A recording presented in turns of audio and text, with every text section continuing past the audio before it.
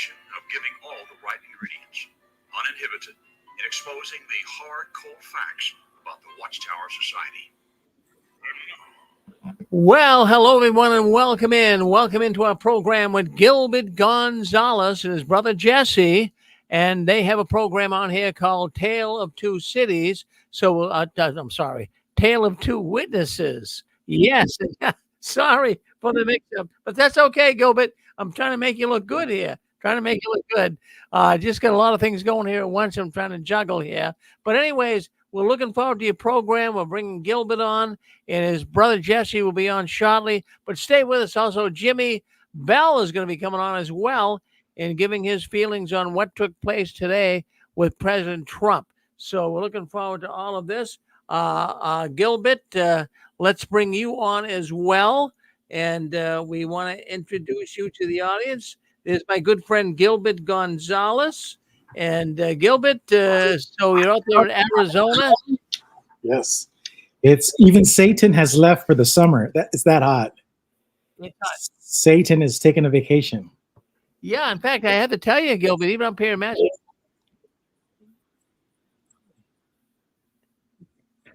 yeah, we're getting a little bit.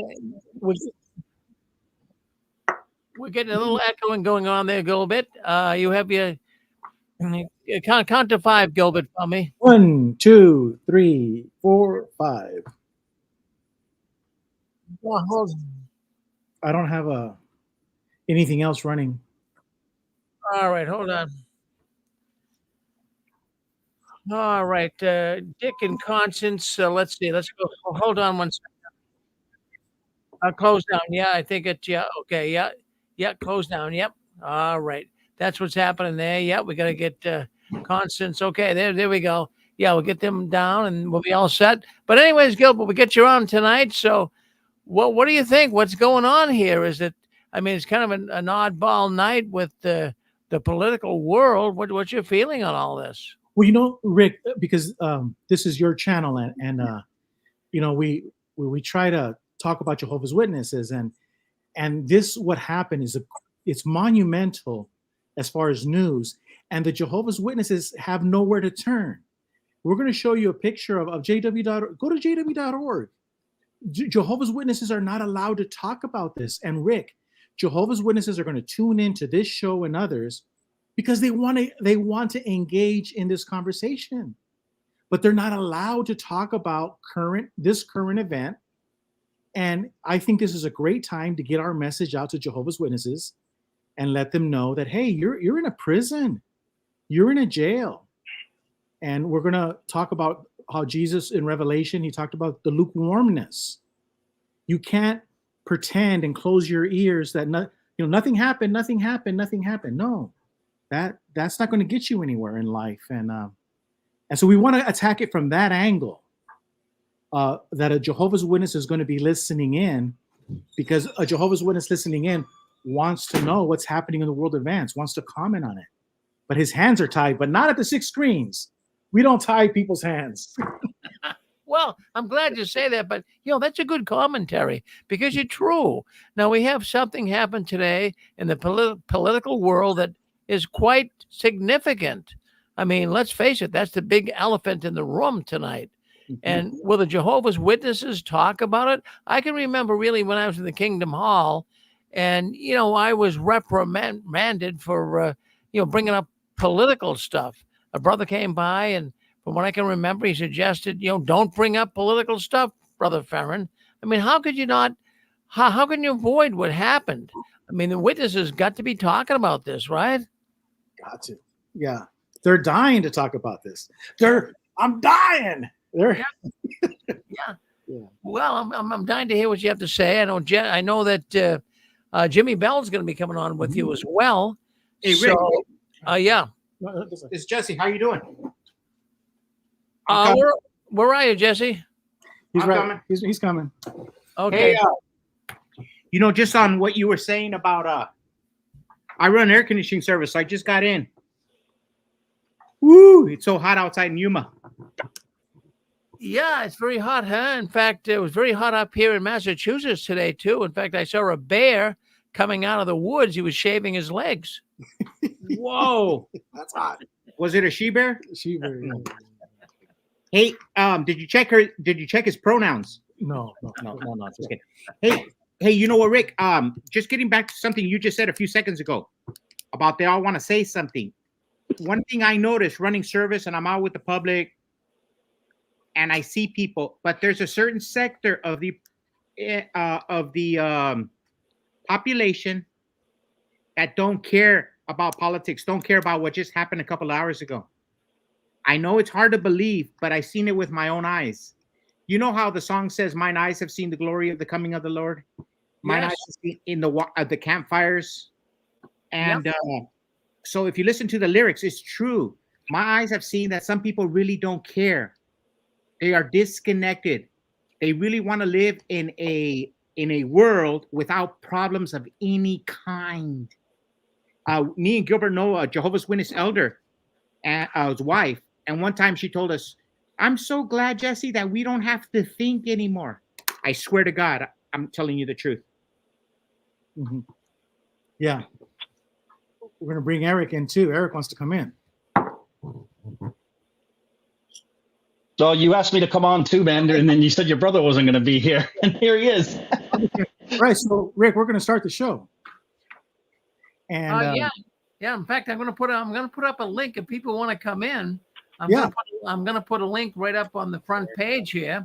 So if people want to come in, they will be able to hit this link and they can come on the program tonight. Yeah, we ask you, if you want to come on the show, hit the StreamYard link, and then we're also going to let you come in on the phone line. But if you hit the StreamYard link, that way everybody can come in, say what they have to say, leave, and get back in the line. Don't feel that you don't have to comment just once. But let's make it short so everybody can participate, because this is huge, and a lot of people want to say something. So, and Rick, when we start the show, Jesse and I, we usually start the show like this. Hi, Dean. How you doing? It's good to see you again, Dean. Hi, guys. Hi, guys. Yeah, we like to start the show that way. Hi, guys. Just like Dean Martin. And guys, this is so huge. There was an attempted assassination on Donald Trump today.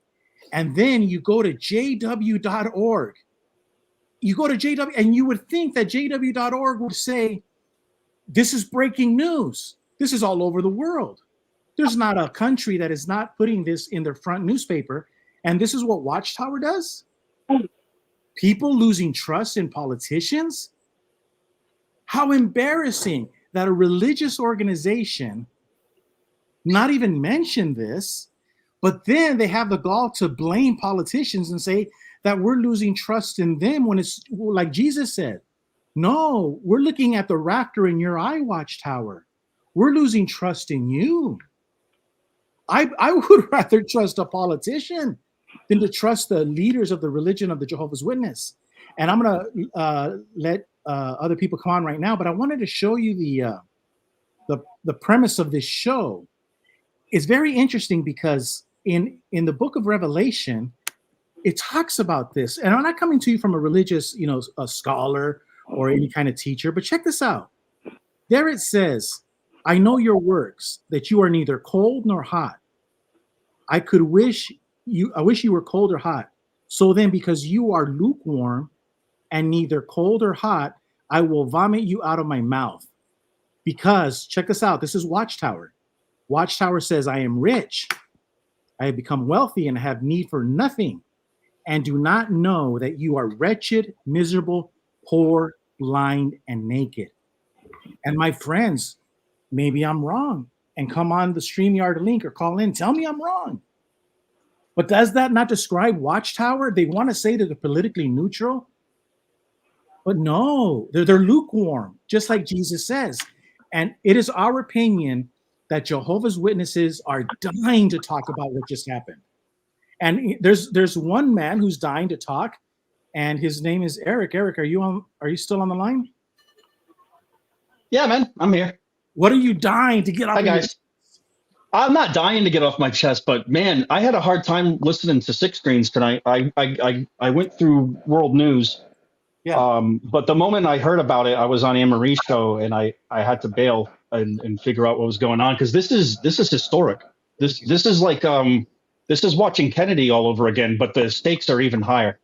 The stakes are higher, and they're doing Jesse and Gilbert. They're doing the same tactics that they did 30, 40 years ago with Kennedy. It doesn't work anymore. This is 2024. We have modern technology. You cannot use the dying press to, like, no one really thinks that Oswald was the mastermind behind Kennedy's assassination. And the witnesses, they don't want to get involved, but they do want to get involved. They want to talk about it. I actually looked at that same thing. My wife said, I wonder if they'll put something on JW.org. And then that's what they chose to do with it. Can you trust politicians? I mean, I do trust a guy more so that's putting his life on the line for you and I, for us Americans. This man is, he says fight at the end. I mean, what leader would you rather have bring you to battle? A guy that hides like Biden in his nursing home? Or, a man who's a God-fearing man and a man who is willing to fight for his country, fight for his family, fight for future generations. I think that's beautiful. And I think that the witnesses are cowardly to not get involved a little bit in politics. How can't you?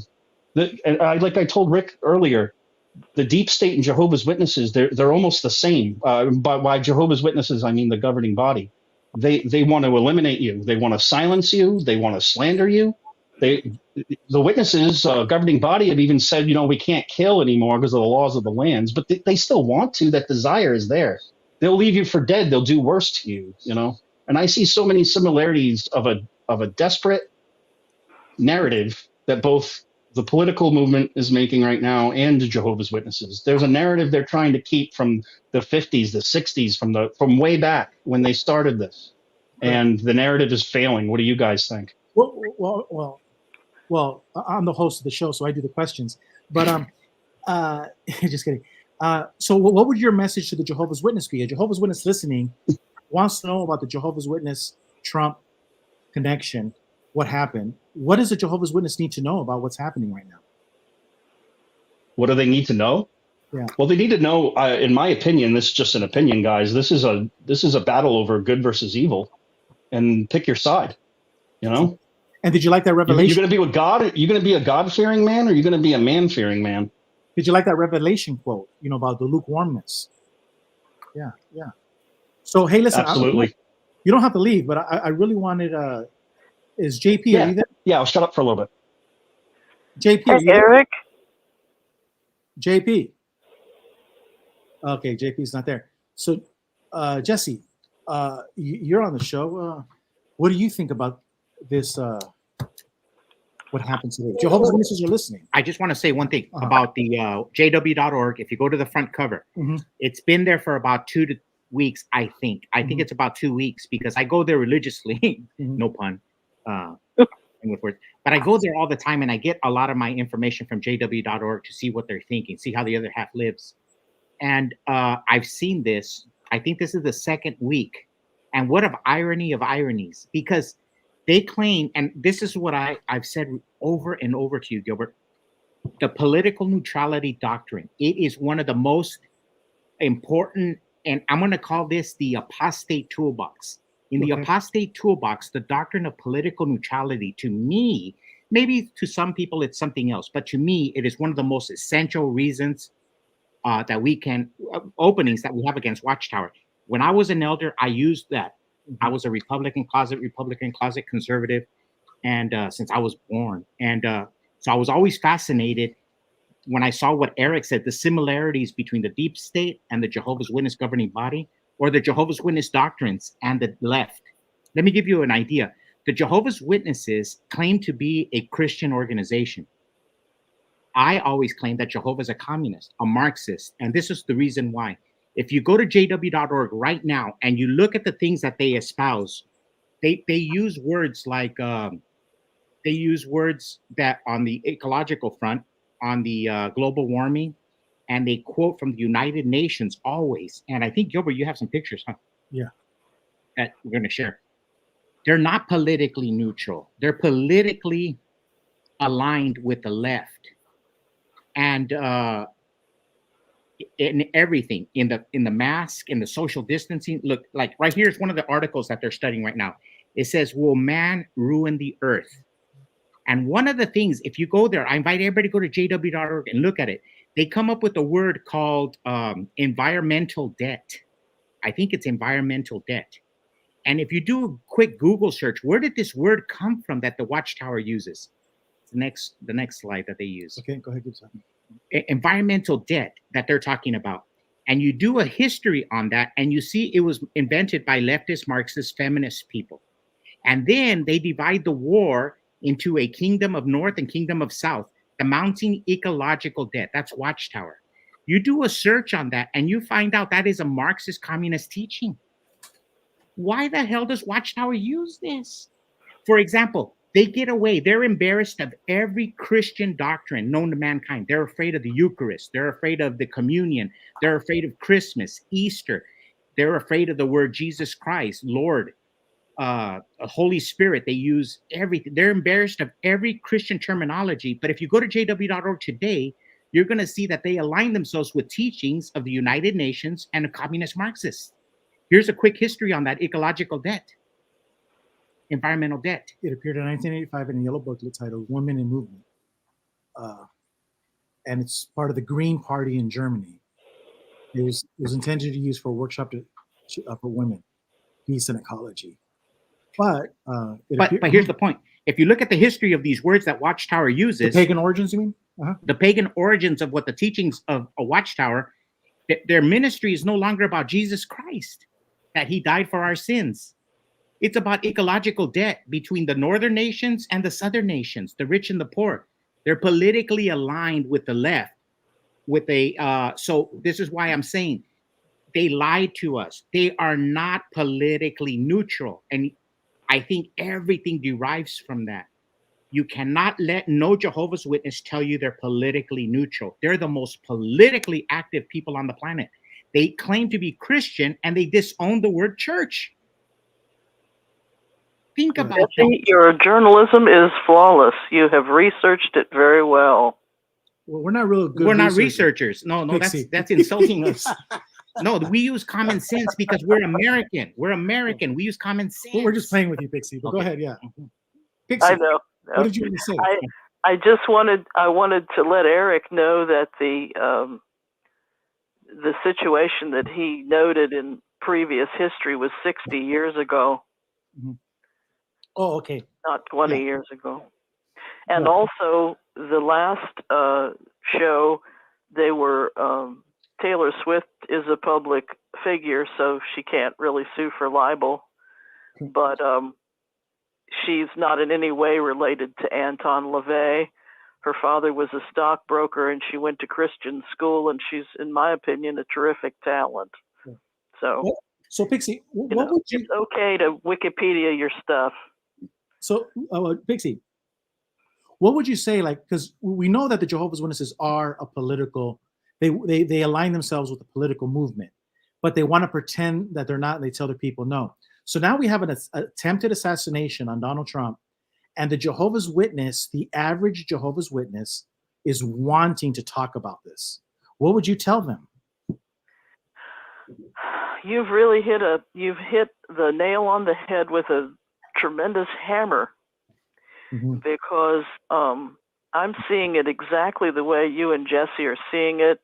Even as a kid, I was always interested in political science and journalism and history, and it used to really, really frustrate me at the Kingdom Hall for the very reasons that you two have discussed.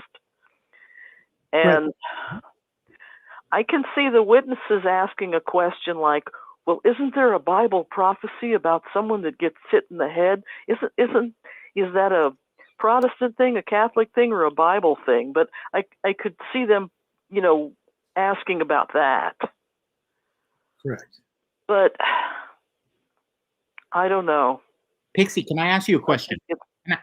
I think, from my experience with a lot of Jehovah's Witness women as an elder, and men, I really think, just like they shun us, I think a lot of them shun the news. But they do. But this is an Armageddon type stuff, what happened today. And I think, I don't know if Jimmy Bell talked about it or Eric, but this is huge, monumental. He compared it with Kennedy, John F. Kennedy. And we're still talking about Kennedy. You know, some of us weren't even born. That's the largest topic of anything in history in the last 60 years. Yeah. It is.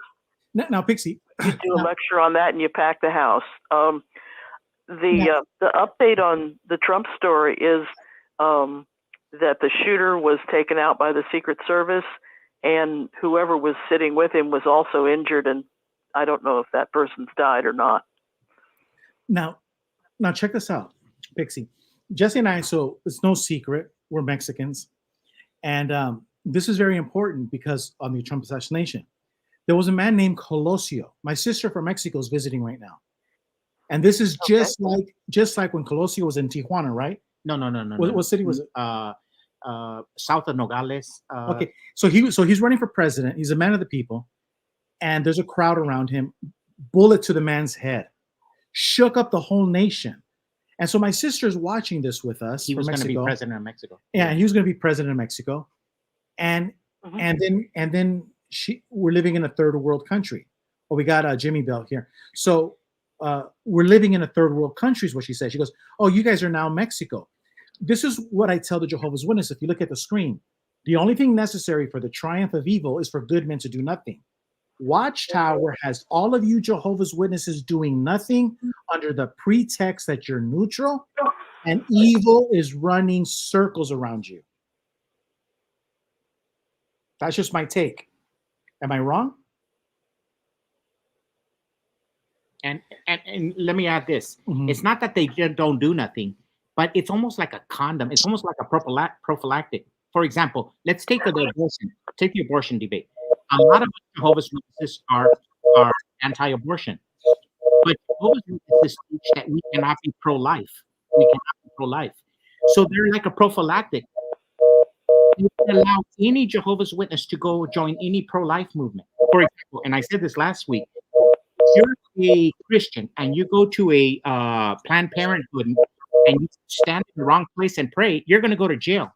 If you're a Jehovah's Witness and you go to a pro-life rally, you're going to get disfellowshipped. It's the same difference. Yeah, correct. And now I feel bad because I didn't have an introduction because of the, you know, if it was any other day, Jimmy, we would have an introduction for you. But just make one up off the fly. Y'all can do that, can't you? Yeah, but because of, you know, this is, you know what? I called my friend. She's a Chinese friend, girl, a real beautiful girl. And she was crying, literally crying because, you know, what was happening. She was in tears. And I told Jesse, how many millions of people right now, even Jehovah's Witnesses that are watching, are in tears, are scared, and there's nowhere to go. I'm going to tell you guys, when this popped off, my phone literally blew up. Wow. I had 16 phone calls come in. I had messages on Messenger, Facebook, Signal, X, Truth Social. Everybody was reaching out, trying to figure out what was going on. And I'm just going to say, I feel honored that people felt like they could reach out to me to try to give them a little bit of comfort, a little bit of clarity to what happened today. And, you know, I've been on this for so long that I felt like that I was just, you know, speaking out to an empty vessel. And I'm going to tell you, here in the last month or so, I've had more messages come into me for people actually wanting to know the truth about things. And I have told people for a while that we are in the middle of what we call the Great Awakening. And today woke up a lot of people, or at least primed them to be able to be woken up even more. Yeah. Now, hold on. Like what he said now, because this is a Jehovah's Witness religious show, yada, yada, whatever, quasi-religious. Remember, they always teach in the Watchtower Jehovah's Witnesses that the elders are supposed to be like refreshing waters. Right. And you hit the nail on the head on that, because here we have something like Kennedy. It shook people to the core. My dad couldn't go to Mexico, and if my mom was in Mexico, she couldn't cross the border because they shut down the border when he died. Right. This shook up the whole nation. Our nation is shook up right now. And if you are a Jehovah's Witness and you're listening and you go talk to the elders, What? They're not refreshing. No. And that's exactly what you talked about. And that's a great point. Yeah. I agree. Well, I didn't know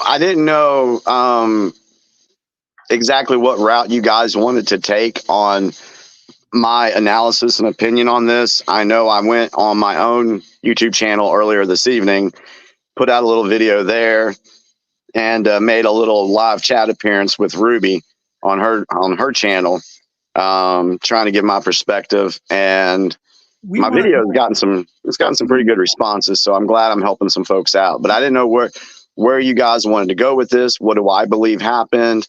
Why it's happened? Because I know this is Watchtower centric, but it's deeper than Watchtower.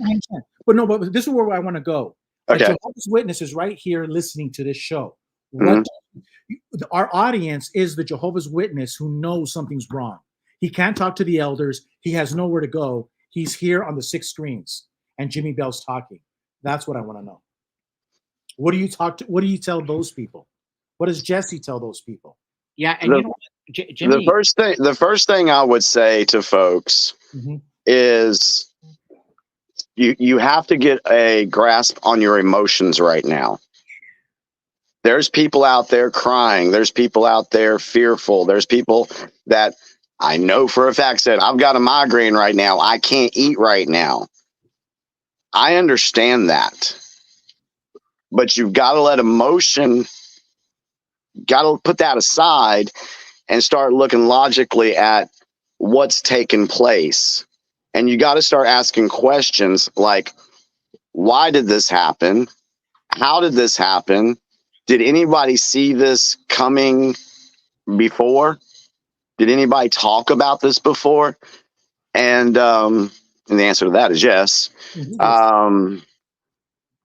But they need to start using some logical thinking and start asking the questions, and compare it to like what Jesse said earlier about, the Watchtower is not politically neutral. The Watchtower is directly tied to a left-wing agenda. And those who have been following me for a while, they know I've said that in videos time and time again. Yes. Hell, I started a Facebook page called Watchtower is Deep State.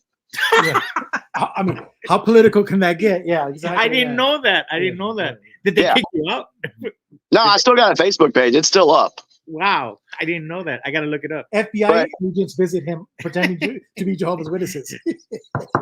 but I just felt like, when I started learning all this stuff in the political realm, and then I made the connection that Watchtower is part of the global agenda, I wanted to bring that back to the community and try to help wake up XJWs. Right. And man, the backlash I received was insane. And it only told me one thing. And there are a lot of XJWs that are awake to what's going on in the world politically, but the majority of them are still not awake to that fact. And if you're a Jehovah's Witness watching this, you need to ask yourself, well, why is he saying that? Instead of, oh, that guy's crazy, blah, blah, blah, Watchtower's neutral. No, why am I saying that? Go search that. Right. Hey, Jimmy, go ahead. Let me tell you the story real quick. When we were little kids, our grandmother, I love her. I love my grandmother, my mom's mom. She was a college professor, a school professor, and they built schools in Sonora. So when me and Gilbert acted up, they would send us to our grandmother's house in Mexico. And we're living in America, and I love Nixon. And I'm in school, and I love Nixon. He's my American president. Even though I'm a Jehovah's Witness, raised as Jehovah's Witness, he's my president. And my grandmother was a socialist communist sympathizer. So she would scare us that the yellow man is going to get us, that the gringos are going to pay. And she was really... And I used to get nightmares. And then the Jehovah's Witnesses were telling us that the end is going to come in 75. So I had a lot of nightmares. Right. And the only thing I could hold on to was my love for Nixon. And I don't know if Nixon was good or bad. I didn't know. I just knew that life was good in America. And I associated him I associated Nixon with good when I compared him to what I was seeing in Mexico and the Jehovah's Witnesses. So I figured these two people are batshit crazy, the witnesses and my grandma. I'd rather take my chances with Nixon. I'm not preaching anything good about Nixon. We know what happened. Yeah, I know. What I'm saying, so it set the course in my life to not pay attention to the common, what people are saying, to go with my gut instinct. And that's important. I can agree with you I can agree with you on that point, because when I was growing up, it was in the 80s with Reagan. And honestly, I thought life was great. I mean, that was from when I was 8 to 15 that he was in office. And so I associated good with Reagan. Now, of course, Reagan and Nixon both had some flaws. But we're not here to talk about that, but that's how we associated it. And, Watchtower would always, even my mom and everything, they'd be like, oh, Reagan's this, Reagan's that. And I'm like, yeah, but things seem to be going pretty well here. Mm-hmm. So the gut instinct, that's another thing too. If you're a Jehovah's Witness watching this and you're questioning Watchtower, there's something in your gut that is causing you to question that. Trust your gut, follow through with it, and get the answers to those questions that you're asking yourself. I don't know what they may be. You do. So go find the answers, and you'll be surprised at what you find. Yeah. Well said. Yeah, to follow through on your gut instinct. Can I make one statement about today's events and not get too political? Oh, no, yeah. Jimmy, First Amendment, whatever you want to say, brother. Yeah, say it. I'm going to go ahead and let you folks know right now. Mm-hmm. I've been calling this stuff for a while. Mm-hmm. I pulled a post out that I put out on May 19th, 2021. And in that post, I said that basically, if you corner an animal, what's it going to do? Yeah. If you corner an animal, it's going to fire back. Correct. All right. So let's look at what's been happening over the 2 weeks. Before this happened, what's been the dominant piece of news? Does anybody know? Joe Biden's mental acuity? Correct. And that's been all up in the news. And ever since the debate, everything's been looking bad for Joe Biden and the D's. All right. When that happens, they're going to do anything they can to get the spotlight off of them. Mm-hmm. So this goes back to my post that I put up on May 19th, 2021, when I said that something big needed to happen. And there were 4 things I listed. 1, arrest of Trump. 2, assassination of Trump. 3, alien invasion. And 4, climate emergency. 3 of the 4 things have happened. How do I know that?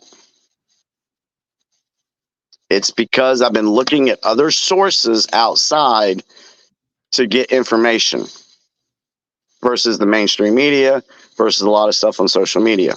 So today's event was a way to divert the attention away from the Biden administration. Today's event, people need to not be fearful. Do not be fearful, because everything, and I'm saying this because this is the research I've done. So you can come at me in the comments or whatever, but this is the research I've done. This is the research I found. But President Trump he's okay. He is 100% well insulated. I really don't think, and this is where people are going to say, oh my God, Jimmy, I really don't think that the Trump you saw on the stage today was the real Donald Trump.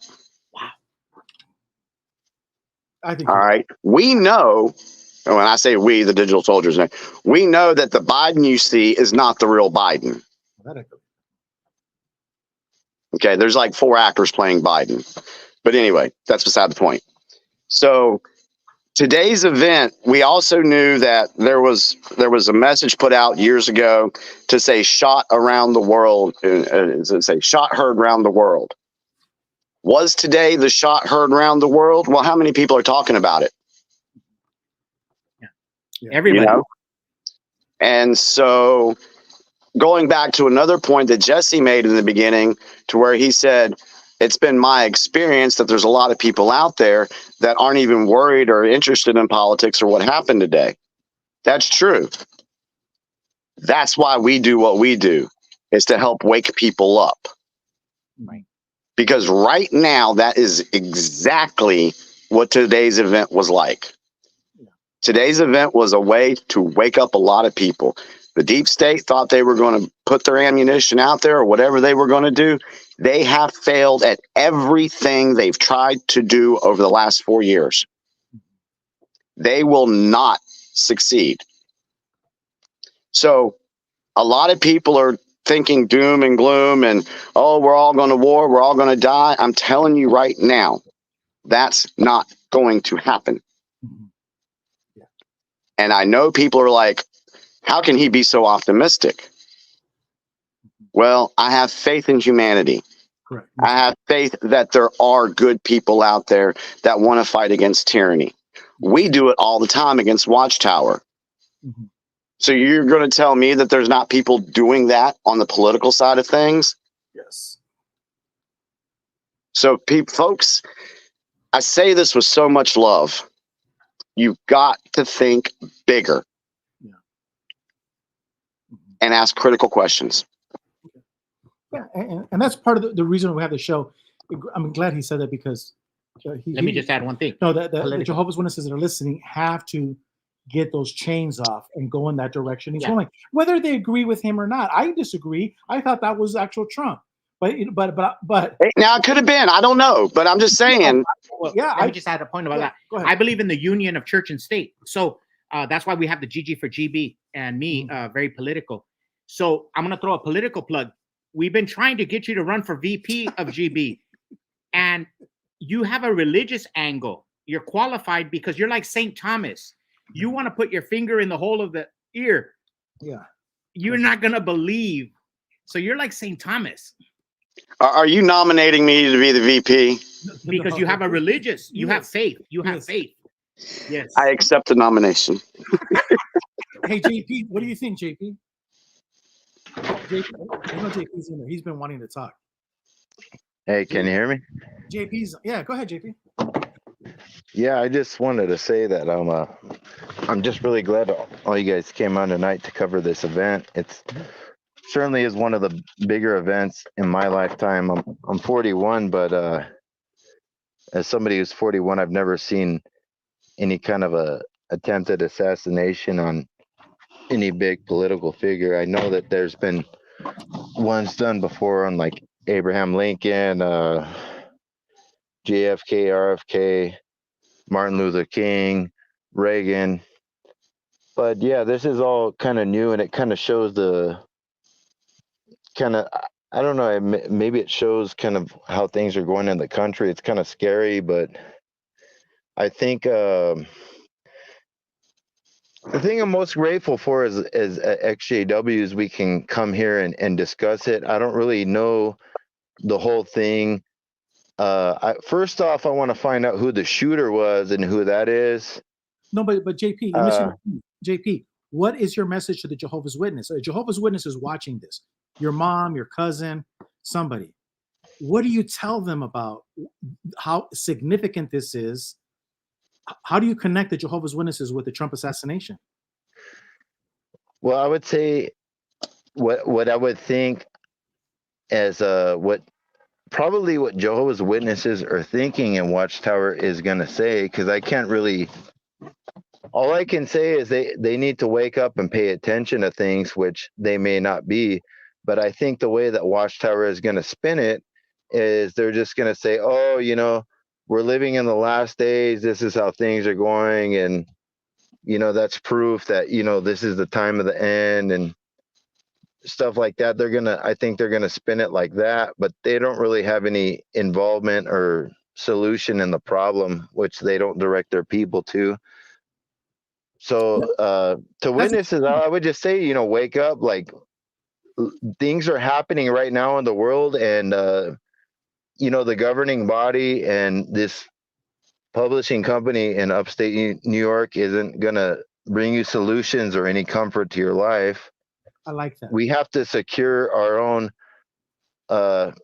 things based on our faith in God, what we see in the Constitution, in the country we live in. And I'm just talking based off as an American, because I'm an American. I live in the United States. I'm sure there's quite possibly other people listening in from other countries. But right now, we're not too concerned about you guys right now. This is things going on in the United States. And yeah, we have to build strength in that. And to Jehovah's Witnesses, I would say, you can't find no comfort and strength in that, especially at this time. So, we have to pay attention to what's going on. Things are moving very fast. We still have another 3.5 months to go till the election. Yeah. And I think there's some things I agree with Jimmy Bill. I think that things are going to take off, and a lot of things are going to happen in the next 3 months. I'm not sure I can agree with him that it was some kind of like a Trump double or something like they have. I don't think there's no reason for Trump to hide. He's out there. He's not a coward or a pussy. He can go out there and campaign. You know what I mean? He's not scared of anything. And this is a part of American history is, politicians going out there and even taking a bullet at sometimes for standing up what they can do. So, if that really was Trump out there and he took a bullet through the ear and he's raising his fist up, well, good for him. That's about, I don't think anybody else would do that. And I think that's about as badass as you could get. Yeah. I think if Joe Biden took a bullet to the ear, I think that would have killed the man, Hey, so at this point. JP, Stairs kill Joe Biden. Stairs. Yeah. Hey, JP, He could have got a sunstroke today, and that would have killed him, if he was out. But he's not even campaigning, so JP, what can you say? Yes, sir. Ruby's been waiting patiently, and I'm going to bring her in to see what advice she can give to the Jehovah's Witness. Because I would love to hear what Ruby has to say, but that's about the best advice I can give right now. But if I could think of something else, there was another point I had, but I'll bring it up later in the show. Thank you. But here's the thing, and Jesse's going to ask Ruby a question. This is not my channel. This is Rick's channel. So, guys, we have to watch the language. If you are on the GG for GB's channel, we can talk like drunken sailors, but we're not drunken sailors on Rick's show. He's our grandpa, and we're going to love him and show him the respect he deserves. Ruby, this is monumental. This is huge. I know because I was a kid when Reagan got shot. This was huge. You're experiencing what we experienced, Jesse and I, when we were kids. What do you have to say to Jehovah's Witnesses? What do you think? I am in complete shock. I don't even know what to think. I have never seen this in my life. This is brand new for Gen Z. I don't even know how to feel. I've been in shock for the past 5 hours. This is huge. I remember I was a baby when Bobby Kennedy was shot, and I was a baby when Martin Luther King got shot. But in my memory, I feel like I lived it because it was so big that we talked about it for years and years. Just the train ride of Bobby Kennedy, and the hurt of Martin Luther King. So yeah, this is a new feeling. This lasts a lifetime. But Jesse, but Ruby made a good point. She's Generation Z or whatever she. Yeah. Z. Yeah. And the point is, how many Jehovah's Witnesses feel just like her? Right. Like I said, I call my friend, my Chinese friend, and she's crying.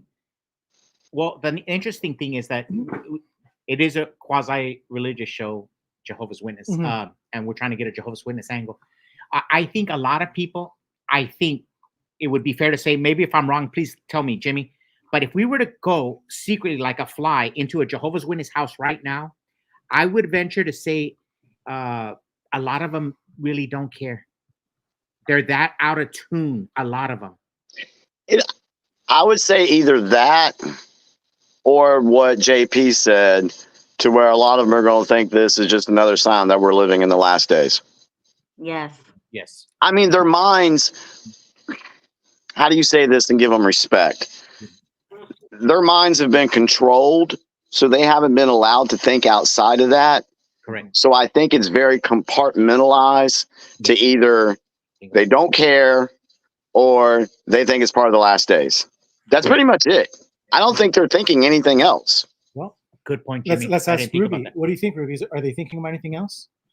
I would say that if it would be a Jehovah's Witness like my mom, who's super fanatical, yes, she would say the end of days. But then you have the other type of Jehovah's Witnesses that are like you guys, but they're still witnesses. Because my uncle Jerry, he was a Jehovah's Witness, but he was very into politics and into conspiracy stuff. And he was the only one that woke me up to this kind of stuff. So I know if he was alive today, he would be sounding exactly how Jimmy sounds right now, but he's a Jehovah's Witness. So I could see both ways. Because I grew up in that Hispanic household like you guys. We don't believe the government. We don't trust the government. We know everything is a lie. Everything is fake. Everything is a show. Everything is a psyop. It's like we don't trust nothing or nobody on the TV. And that's rare in a Jehovah's Witness household because normally we don't care. It's neutral. Who cares? We don't vote. It doesn't matter. But then no, some of us, we do care and we're watching everything because he used to be watching TV every single day. We're waiting for peace and security. We're waiting for the United Nations. We're waiting for the moment where they come out and they start attacking us. It's like that persecution complex. Yeah. So they're always in tune with politics and what's going on in politics. So sometimes it could be really big in your household and sometimes not. So I kind of grew up in the middle of that. That's why right now I'm scared. Like I'm really like legit scared. I came in this hotel room and I was screaming like, I gotta call Jimmy. And I was looking for a phone and my cell phone had no service. And I was freaking out. Yeah, you that know happened what? here. No service. I was not scared because I went through Reagan. I went through Elvis Presley dying. I went through Michael Jackson dying. I went through Bobby Kennedy dying, Martin Luther King dying. So but those are psyops. That's not real. That's what I'm trying to say. Those were all psyops. Yo, me and Jimmy talked about this on Tuesday. I said, what do you think about the Kennedy thing? Yeah, that's an inside job. That's the government. Yeah, so how do we know what to believe when we're watching TV? Yeah. No, but see, she made a good point though about her uncle, right? Where the thing is, a lot of Jehovah's Witnesses have one foot outside the door into the conspiracy. So it's very easy with this show of the 6 screens. Hey, Jehovah's Witness, you already got one foot out. All you need to do now is see. Well, that's what Jimmy said. Yeah, that everything. Yeah, exactly. That everything that you accuse the government, the lies, and yada yada yada. All you have to do is look and say, hey, guess what? It's on my religious foot too, on my Watchtower foot. And guess what? When you do that, your both feet are outside the door. Hey, Jimmy. Yeah. I want to throw a conspiracy theory at you. Okay. But Jimmy didn't say it with the. I was reading the JW.org on I was today on the environmental issue, and they talked about ecological debt. So I looked it up and I did a little research on it, and I went to some of the communist sites that talk about the same words that the JW.org is talking about. Right. And some of the NGOs that are talking about it are dividing the planet between northern tribes and southern tribes, northern nations and southern nations. The United Nations is trying to get the northern nations to pay through debt, through money, through environmental credits to the poor southern nations. And I was just thinking about the king of the north, king of the south. Is the United Nations trying to divide us into a kingdom of the north, kingdom of the south? And why the hell does Watchtower even use that language? Why the hell does Watchtower even use the language of the United Nations? Okay, so I have no comment on the UN with the whole King of the North and King of the South thing because I just don't know. I don't have enough knowledge on that particular issue to make a qualified comment. I will say the reason why Watchtower uses a lot of the same language that the global or that the climate alarmists put out there is because they're on the same team. Same team. When they quote the UN, when they quote Klaus Schwab, when they quote George Soros, those are your clues right there. Yeah. That they're involved with it. Mm-hmm. Yeah. I thought you were going to ask me something else about climate change. I was ready to go. But that's why Watchtower uses the same language that they use, because they're all pushing an agenda. Correct. And see, I would put a religious spin on this, where Jesus Christ says, pay attention to how you listen. If you listen and you learn to listen, Jesus says, from the abundance of the heart, the mouth speaks. Correct. And so if you listen to Watchtower, their heart is not with the word church, or it's not with, spiritual things. Their heart is with the words that coming out of the United Nations. Correct. It's like Jesse and I talk about, when a guy in school likes a fat chick, and she's, and everyone's making fun of the fat chick, and he's always like, hey, leave her alone, leave her alone. He won't join in. He doesn't join in because he has a secret crush on her. That's how it's like Watchtower has a crush on the UN. Watchtower has the Jones, he has the Joneses for the UN. Yeah, Watchtower's underwear gets nice and wet whenever they do. Hey, you're on Rick's show. show. Yeah, I forgot.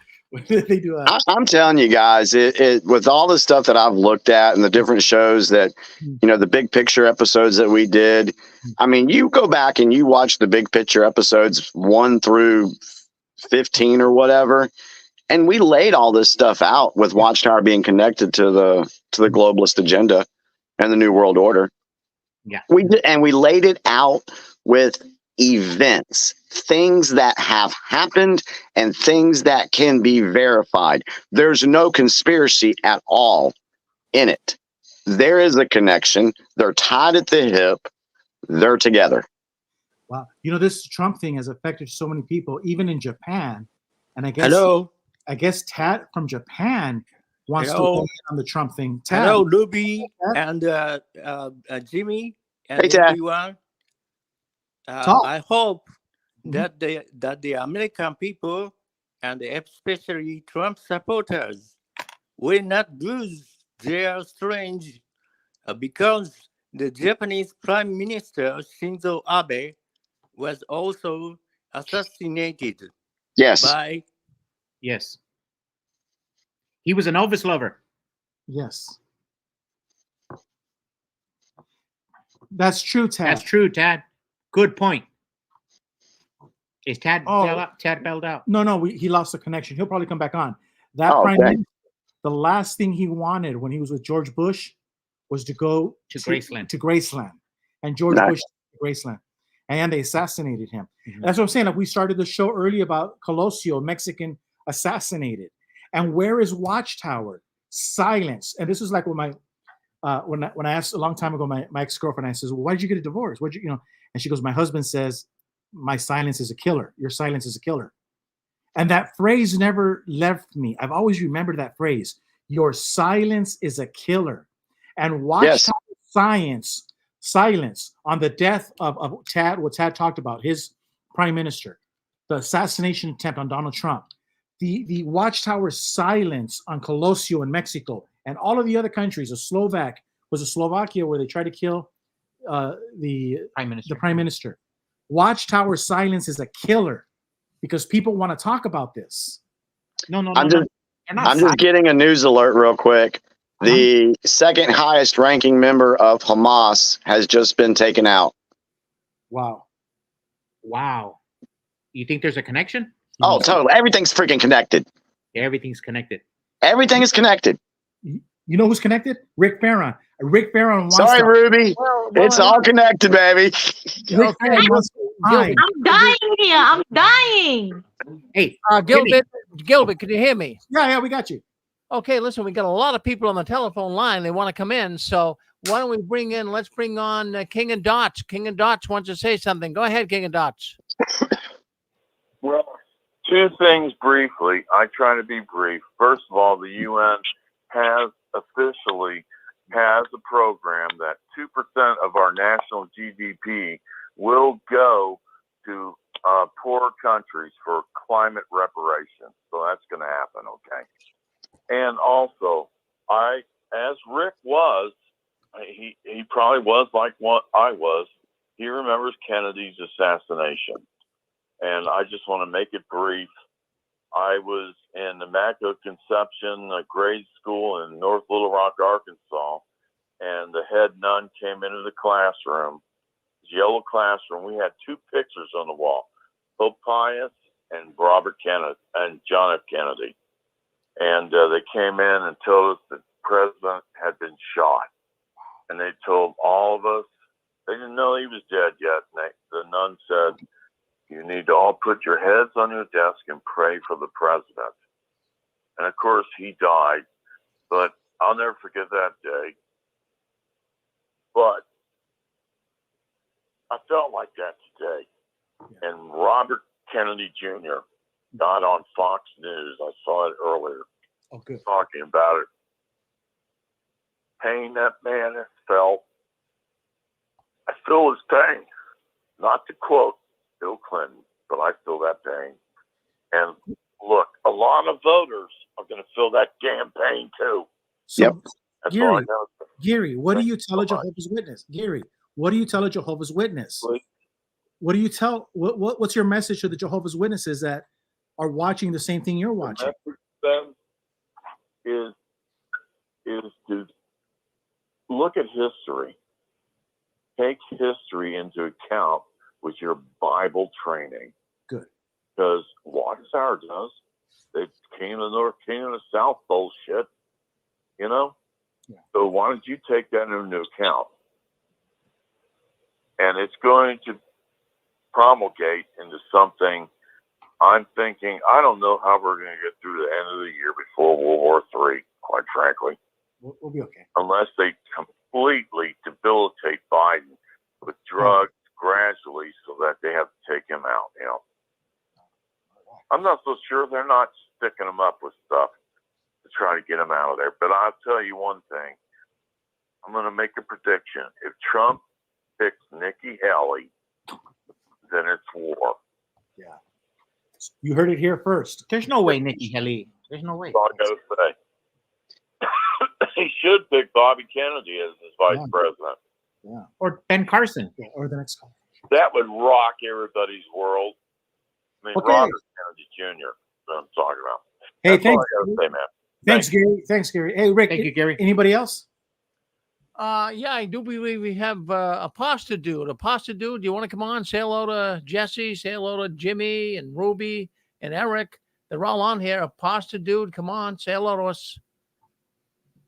Howdy, everybody. Jimmy, how you doing? Good to have you on there. And Gilbert, Ruby, good to see you. Anyway, there's a lot of points that have been run through here, and one of the things Jimmy has pointed out before is that he makes the point everything is a lie. and what people have to, like, if you say, Gilbert, you say, what do you tell a Jehovah's Witness? Well, it's kind of like if you wake up in the morning before you're ready because somebody rings the phone or something, but you're in the REM level. Yeah. It takes you 15 minutes walking around before you can think clearly and do whatever happened. And that's the problem here. All of this level that you're talking about is way deeper than they're ready for. They got to deal with the cult they're in and the mind control that's got them locked up and, not thinking. They're not actually initiating their own individual awareness is not happening. Absolutely. So when you say what to do, it still goes back to the fundamentals. It's just like Vince Lombardi used to tell the Packers, gentlemen, this is a football, and they're the champions of the world. You got to work with the fundamentals, and they don't have those. They're not ready for that. So keep applying to the basics for Jehovah's Witnesses, but what we're talking about here is more into the college level of awareness, and there's much, much more. For example, you have to understand this all. You look at what's going on in Ukraine and why. You look at what's happening at the southern border and why. You look at what happens with inflation and the Central Federal Reserve and why. And that all fits into the desperation of the New World Order and how cornered they are if Trump gets in. And the problem, I tell you the truth, this incident here will probably be minor compared to what happens between now and any inauguration of Trump. Amen. So be ready. I'm telling you, it's dark days, and I like Jimmy would rather have more belief in humanity, and I do, because there are good people that know things, but they're not the ones with power. And if you have more influence and truth to share, they're going to shut you down like they did at the pandemic. There's plenty of stuff about what happened in the pandemic. That's another piece of this thing. So it's a deep rabbit hole, but the only way you kind of work through it is to talk about the stuff we're talking about and encourage research, and be courageous. Don't be afraid of whatever the truth is, because it's not going to change. Thanks, Apostle Dude. I I'm really out. appreciate it. Great. Hey, I couldn't agree with him. I couldn't agree with him more. Yeah, Hold me on. too. Eric, we kicked you out earlier. Go ahead, talk. Did you want to say something? What happened to his mic? Oh, here it is. I just with you guys as you were talking. It's not that I necessarily had anything pressing to say, but it's just been a hell of a night with today's events that have happened, and it affects all of us. You know, Jehovah's Witness or not. Hey, is anybody thinking? The first thing I thought was Barron and Melania. I was thinking about Eric Trump and Donald Trump Jr. and the daughter of Ivanka. Did anybody else think the same thing? How it affected the kids? Immediately thought about them. I thought the same thing, and you know what else I thought, Jesse? Do you remember not long ago? It was his last press conference, I think, or his last rally. He said he doesn't even want to do this. He could be out golfing, spending time with his family, his grandkids, his children, his son Barron. He doesn't want to do this, but he sees his nation crumbling before him. So he's taking life by the bull by the horns. He's doing what he has to do. He's being an alpha male, a true alpha male, not a toxic one. Well, he's somebody who is protecting the future of our the future family of the world. Never mind America. More than you even know, man. More than you even know. And we set the precedent for society. At the founding of our nation, the young men, they were young men, our founding fathers, 24, 25. They didn't want to do this either. They wanted to raise a family. Nobody wanted to do this except maybe Benedict Arnold. But yeah, but like I told Jimmy on my live, this is partly Trump's fault. Everything that happened on his exit, and Mike Pence failed miserably. If he would have done what he was supposed to do, like drain the swamp and do all these things that he was talking about doing and trolling Hillary that he was gonna put her in jail, what did he do? Did he do any of the things? And now, Ruby, I have explanations for all of that. I can talk to you about it sometime. We can have just a one-on-one. We don't even have to go live or anything. Just me and you talking on the phone one day.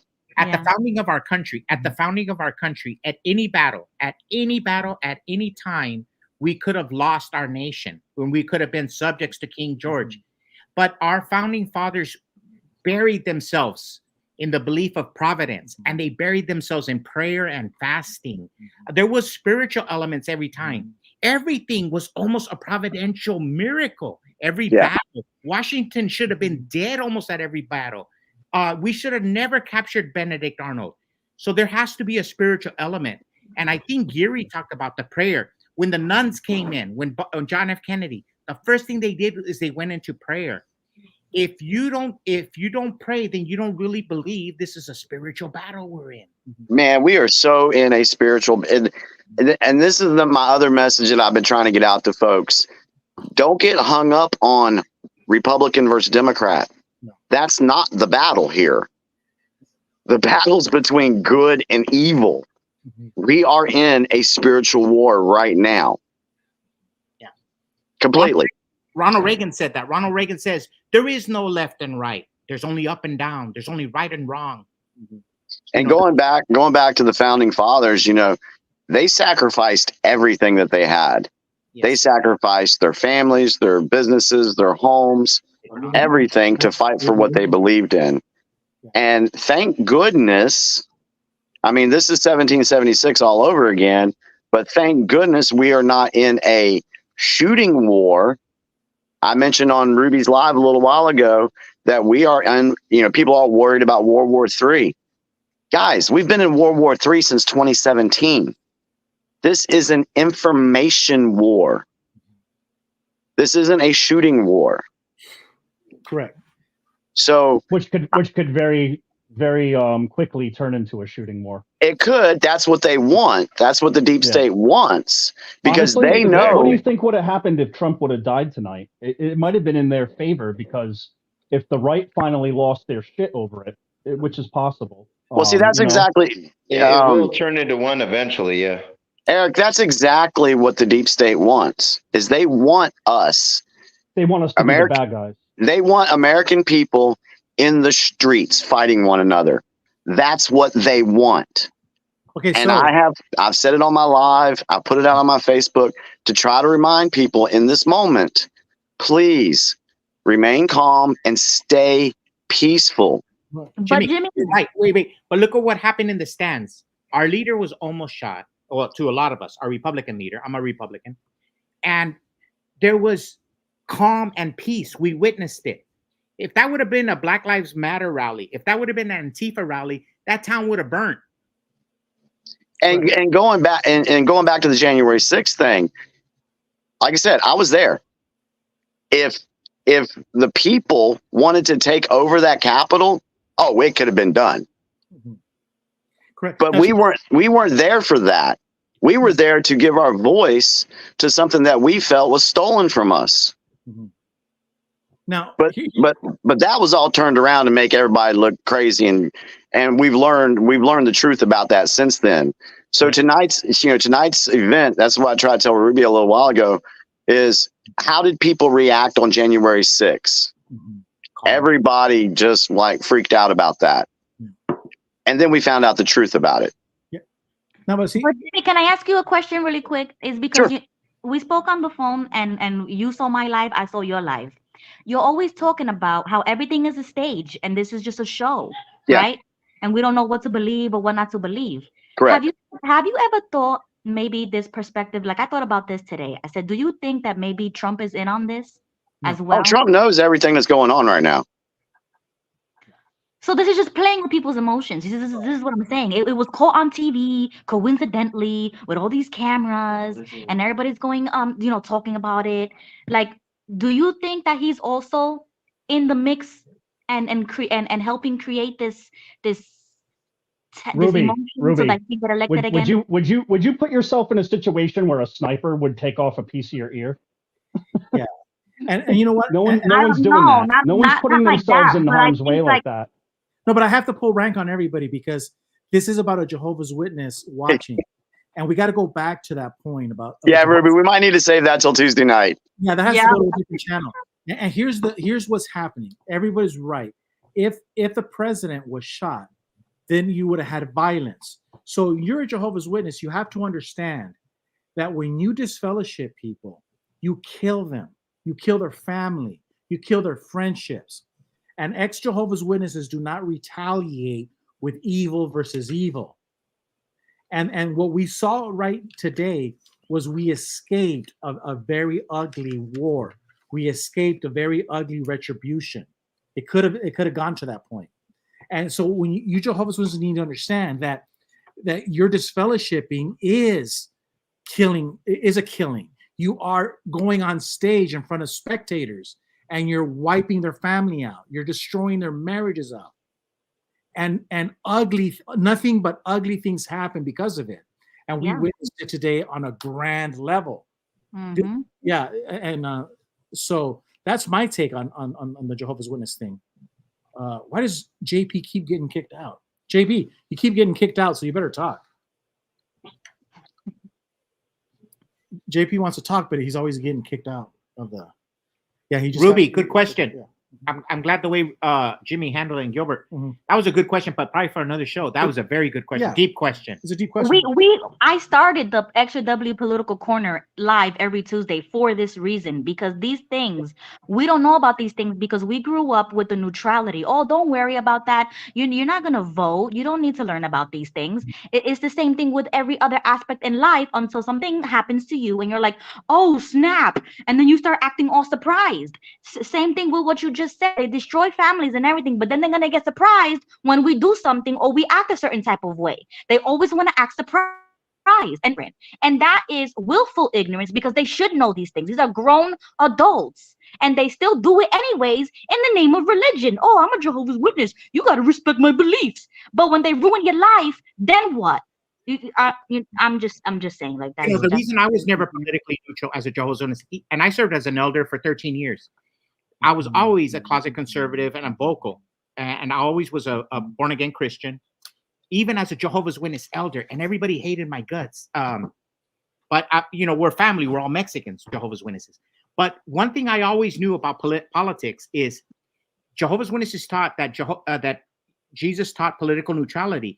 And I go, yeah, but politics killed Jesus. You could be neutral all you want, but they're going to crucify you. Politics crucify you. So you better get with the program. You better know where the bullets are coming from. You better know where the arrows are coming from. And remember, pioneers take the arrows. They think that they're going to be exempt. Yeah. Yeah. Yeah. So that would be my message going back to the Jehovah's Witnesses, is that if they're willing to kill President Trump, they're willing to kill you. So if they'll abort their own babies, what do you think they're going to do to you? So you have to, yeah. That's why Trump has said, they're not after me, they're after you. Correct. So you as a Jehovah's Witness have to understand, you have to get involved. And like Jimmy said earlier in the show, you have to trust your gut instinct. We're not telling you where to go or how to do it. Your gut instinct is going to lead you in the right direction. And that's what we're saying. But where's the red line? You see, that's what I was talking about in my live. And Jimmy said we'll talk about it on Tuesday, because that's my question. Where's the red line? Where do we say enough is enough? Even with the Jehovah's Witness stuff. It's like, when do we start demanding respect? When do we start demanding that we be seen as humans because they want to dehumanize us and call us apostates or mentally ill or whatever? Where is the red line? Let me answer that. Ronald Reagan says, maybe there's a simple answer after all. You better go listen to the 1964 Republican National Convention speech of Ronald Reagan, Barry Goldwater nomination. In there, he says, the time of choosing, he says, you and I must have the courage to tell our elected officials there is a line they will not cross. There is a point that they will not cross. So every individual has to answer that. Ruby, there is no community. It's just you and I. When you're before Jesus Christ on Judgment Day, he's not going to say, what did your community do? He says, what did you do? What did I do? We're all going to be held responsible. Ronald Reagan was right. You and I must have the courage to tell our elected officials or religious leaders, there is a line they will not cross. Yes. And that happened today. Today that happened where a Jehovah's Witness has to say, I will talk about this if I want to, and no one's going to shut me up. Correct. I will talk about this because I want to talk about this. And Ruby, we're not gonna fix the problems, but we have to be able to die and say and hear the words, good and faithful servant. That's all we have to do. We have to live our lives fighting the good fight, because when we die, we want to hear those words. So we're not going to fix the problems, and we're not going to create paradise earth. But we have to create paradise earth in our own house. Ruby, go listen to that speech of Ronald Reagan, 64, Barry Goldwater. I'm gonna have to, because he says in there, like a father would tell, like your uncle would tell you, like a father would tell son. He goes, maybe there's a simple answer after all. When you hear those words, almost the way Ronald Reagan says it, he says it with love. Because a lot of times we're looking for deep research and Ronald Reagan says, maybe there's a simple answer after all. There is, yeah.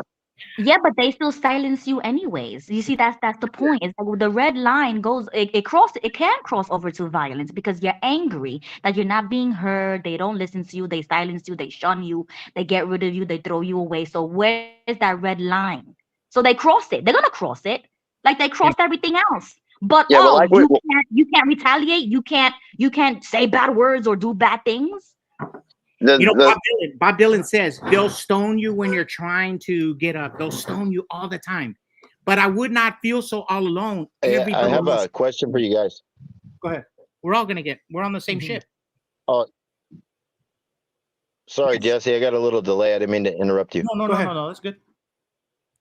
I was gonna say, so what do you guys think? Like, how does this? What do you think's gonna happen from here on out? As far as the next days or coming weeks, I know the Republican convention is taking place on Monday. The Dems are coming soon. They're still arguing over whether they want to get rid of Biden. Trump almost just got killed today. I mean, Jesus Christ, this is we're in a big hole right now in this country. You know, we got to, like Jimmy said, we got to stay strong in that. Like, but it is all of us. I see it's all as like patriots, people that stand for the United States. What do you guys see or predict is going to happen in the front? I mean, Jimmy I don't really have an answer right now because this is all shocking to me. You know, it just all happened too soon. I haven't even had 24 or 48 hours to think about it. No, you But have what to do you stay guys calm. think right now? Your first take? Look, Jesus was always calm. The people that lose their head, that die before they should, always lose their head. They lose their cool. If the one thing that the religion has not taught you is in times like this, you have to stay calm. And that's Jimmy my talked about it. yeah. And I just want to go, Exactly, yeah. and I also want to go with Ruby because I went to the restroom real quick, and that's where I do my good thinking, and the great thoughts came to me. And Ruby, you're over here thinking like Watchtower, in my opinion, that you're looking for paradise earth where problems are not going to be solved. The person who answered this was John F. Kennedy, and he described it as passing the torch. Jesse was talking about Ronald Reagan. Ronald Reagan didn't fix the problem, but he made his life better, and then he passed the torch. That's all we can do. And the best explanation I've heard is we all have to live a life hoping that when we die, the first thing we hear when we die is good and faithful servant. You have to just pass the torch. So everything we're doing, we're not going to solve these problems. We're not going to get rid of Watchtower. Watchtower is going to be around. But we want to die knowing that we were responsible for helping people get out of slavery, like the Harriet Tubman, right, with the Underground Railroad. So when we die, you have that peace. We're not going to get there's slavery today. There's slavery all over the United States. Hold on. Ruby, we didn't get rid of it. So might have helped her. don't worry about don't worry about fixing the problem. Hold on, Gilbert. I was asking, like, what is your prediction for like the country, how they're going to react, and like that moving forward? That's Jimmy's point. That's where Jimmy comes in. Jimmy, what do you think? All right. First off, for a second, Jimmy, hang in there. Just Okay. one simple thing. You guys are what Ruby brought up. And what is how to solve the problem. Now, the Native Americans had a very interesting custom. They would meet in the quorum, they would sit around, and they had what was called the talking stick. Whoever held the talking stick was to hold and speak his mind and edify everybody as much as he could, not until he was finished, but until he felt that he was understood. We lack that. Humans lack that. And this kind of energy with these kind of events cause emotional juice that kind of gets everybody stirred. So the idea of being calm is a very good point. But how calm should you be? We want to solve problems. We don't want our ego in the way. Okay. So go ahead. Our father said at the Battle of Bunker Hill, don't fire till you see the whites of their eye. You have to stay calm. There is a time and a place for everything, but you can't jump the gun either. You're not going to solve all the problems either. The analogy that you did on the talking stick was beautiful. I didn't know that. That was a beautiful analogy. Yeah. You want me to speak? Yeah. Yes, Jimmy, please. I want to push back a little bit with Gilbert on the whole that we're not going to solve these problems. Completely, 100%. I don't think, now I do agree that we need to live our lives the best we can and create a peace around our own energies. Yeah, I totally agree with that. And when you do that, that does radiate out to others and it can help others do the same thing. But as far as solving the problems, you have to know what you're fighting against. Yeah. For example, with Watchtower, we have to know their playbook. We have to know the tactics that they use to manipulate people. If we know those tactics and we know as apostates their playbook, what do? We go out on YouTube, Rumble, BitChute, and we make videos exposing that, correct? Correct. And eventually the problem gets so exposed that it has to be addressed. Look at all the changes with Watchtower here lately.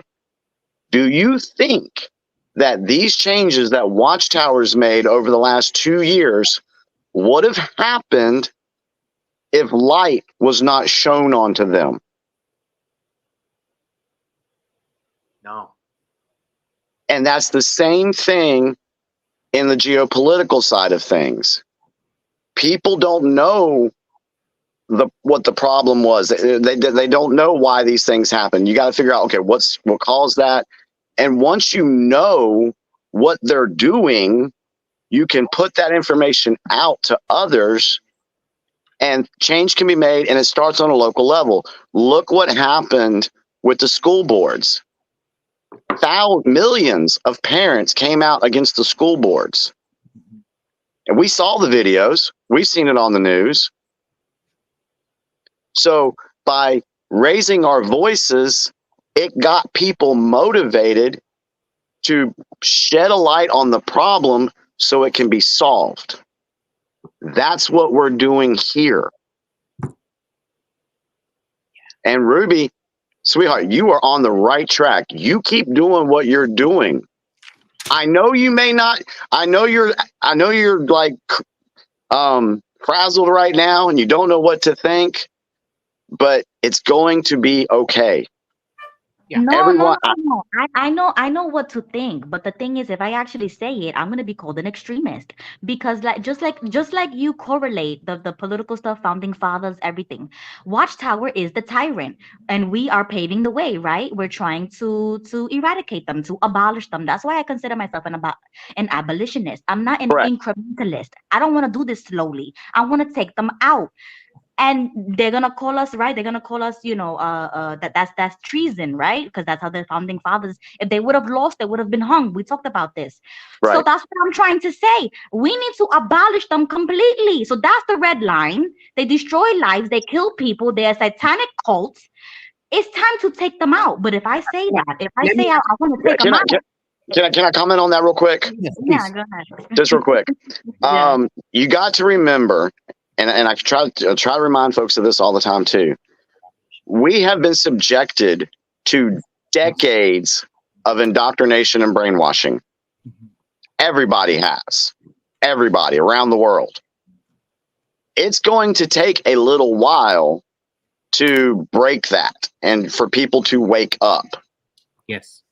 And it's not going to happen I mean, I've been in this battle for 4 years.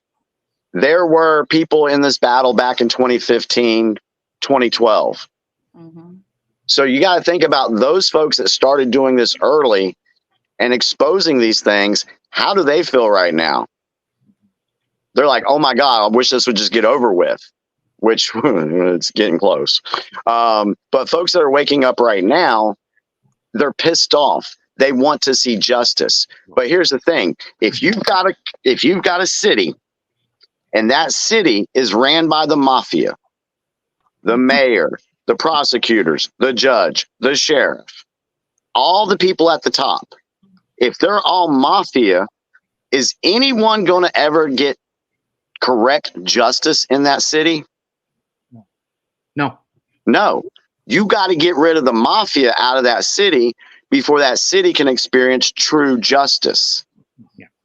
In the environment on the political side, you got to look at it that way. And Watchtower too. It's the mafia. Check this out. Hey, Jimmy Bell. Let me just throw this, Ruby. You use the word abolitionist. Let me feed off of that energy and what Jimmy is saying. Rush Limbaugh used to teach that younger generation thinks history begins the day they were born. Jimmy talked a little bit about it. Everybody, when they come to the political arena, they want action now. There was an abolitionist named John Brown. Do you know the story of John Brown? Yes. Yeah. What happened to him?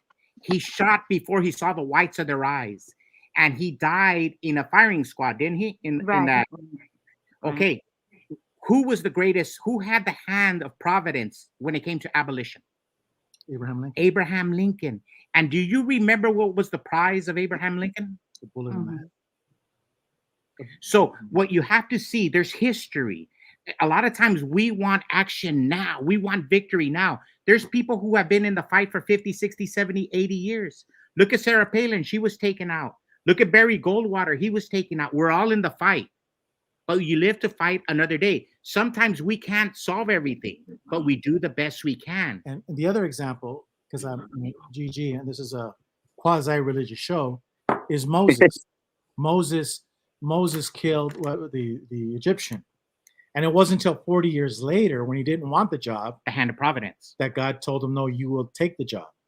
And so he shot prematurely 40 years early. So it's not our timeline. It's not our fight. But we're players in it. So we have to know our place. And right now, what we do in slavery with Watchtower is we channel Harriet Tubman. And that's why a lot of like this show with Rick Barron. Rick Barron is a Harriet Tubman of the Jehovah's Witnesses. Do you play the long game or the short game? Yeah. This is a long game. Yeah. So hey, you know what, guys? Can I add something? Yeah. I was just thinking that like if anybody like how Jehovah's Witnesses can be like probably think that, oh, there's no way God would ever use a politician, right? Like someone like Donald Trump. And I'm not saying he is. That's not my point. This is just hypothetical. Yeah. And I'm going to tie it into Moses, right? All right, so Donald Trump did kill somebody. He got Abu al-Baghdadi, terrorist, killed. And I think his brother or something, like two major terrorists, I think, under his term, but that's justified. But what about Moses? God used Moses to lead his people out of the kingdom. Did he kill anybody? No. Because he did. Oh, he did. Yeah, that guy. Yeah, he killed a guy, and he buried him in the sand for whipping his brother, and a fellow Israelite. Yeah. So my point just being is that Jehovah's Witnesses judge so easily, and that's why they can come to conclusions politically sometimes. Not all of them, but and just assume that someone is damned. I almost feel like God is proving to us all that even a political person can be saved, or he can find good in. Like it's out to everybody. I think that's kind of his point. That's what they're saying. Someone talked about earlier. It was a separating work almost going on right now. Good versus evil. Yeah. Because who is the least among us, morally speaking, Eric? Who is the most degrading person according to the world? The most woman hater, the most woman degrader? Who is the richest, the greediest, the worst according to human morality on the planet? Donald J. Trump. And isn't it the irony of ironies? Isn't it the irony of ironies that the spirit of the world labels this guy in the 21st century the worst moral person in the history of mankind? And yet, in his lowly state, the words of Jesus come true. The first shall be last and the last shall be first. Isn't it interesting how Donald Trump is the greatest among us when he's the least among us?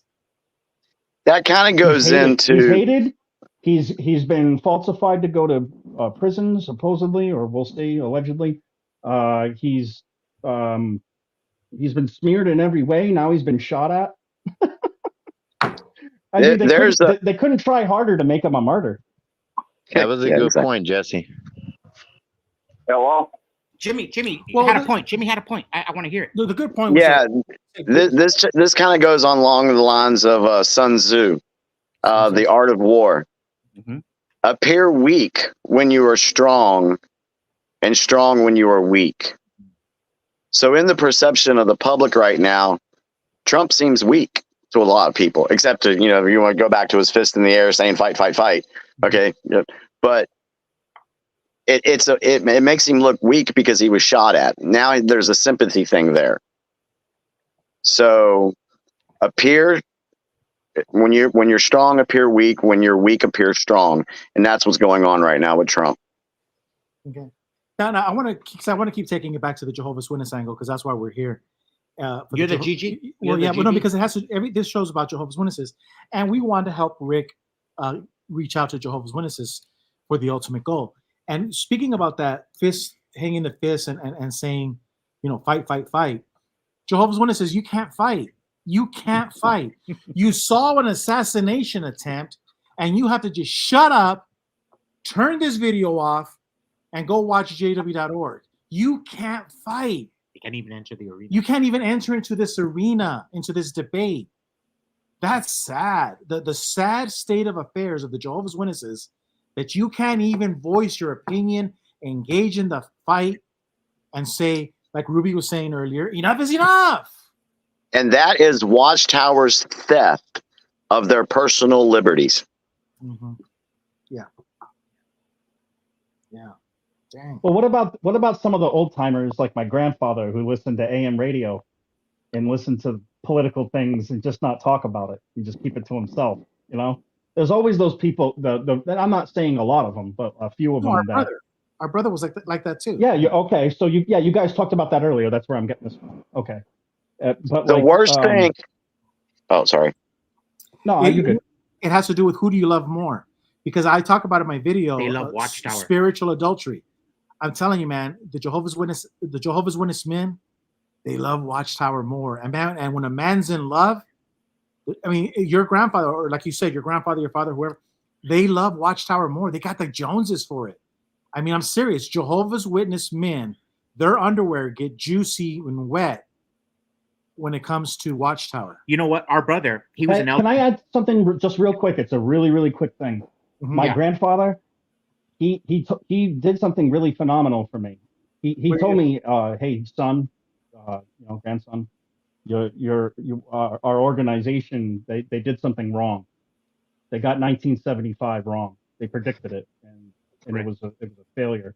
And it caused a lot of people to leave the organization. But what we learned from it was that God was weeding out those who were faithful to Jehovah and those who were not. And my grandfather died an elder, but he still had, I don't know, he still said they got it wrong. It was very confusing to me when he told me that. And I'll never forget it. And he died an elder, like I said, and it's just really bizarre. It's really weird, Jesse. It's weird that he wouldn't, if you knew he was wrong, why would you stick with them? You should have pulled our family out of there and saved us all. Correct. Hey guys, I think I'm getting ready to go. I got some more news that's popping off here, but does anyone have any last questions for me or whatever? Because of the underwear, the juicy underwear, is that what it is that is driving you away? No. Hey Jimmy, I got a question for you. Sure. What's gonna happen between now and November 5th, you think? That's a deep question. I don't know, man. Can I just share my opinion and what I think? Yeah. That's all it is. Okay. That's All right, Steve, sorry, bro. Like, I don't mean to weigh too much on you, but I have to weigh my decisions too, like what I think for the next 24, 48 hours, but just based off of on the top of what happened on the news. What do you think? All right, so I'm just going to give my opinion on what I think. I'm going to speculate a little bit, but there's a reason why I say certain things. I will say this. I may not know the timing on certain things, but I can see some things happening. And things could always go sideways. You never know. First off, with Biden, I think he will get the Democratic nomination.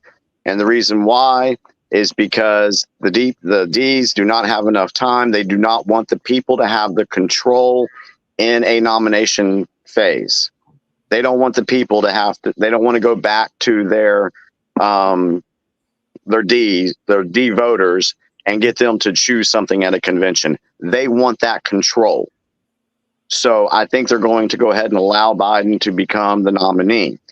After he becomes the nominee, then the deep state has the power, absent of the people, to choose who they want, totally disregarding the people. All right. So in that sense, I do believe that Kamala will become the acting president for a little while. She will name a VP. I think, and God, I hope I'm wrong, I think it might be Hillary. And the reason why is because Hillary has got a new book coming out in September 20th, something around that area. just a couple of weeks before the election. And, when they come out with a book, then they make all the media rounds and everything like that. I do believe that maybe Kamala will step down and the D party will run somebody else. Some believe, and I put it out on my Facebook page, that it could be a Michelle Obama, Hillary Clinton ticket or Hillary Michelle. I think that may happen. One of the reasons why is because whenever anybody gets put into the spotlight, then a lot of stuff is shown about them.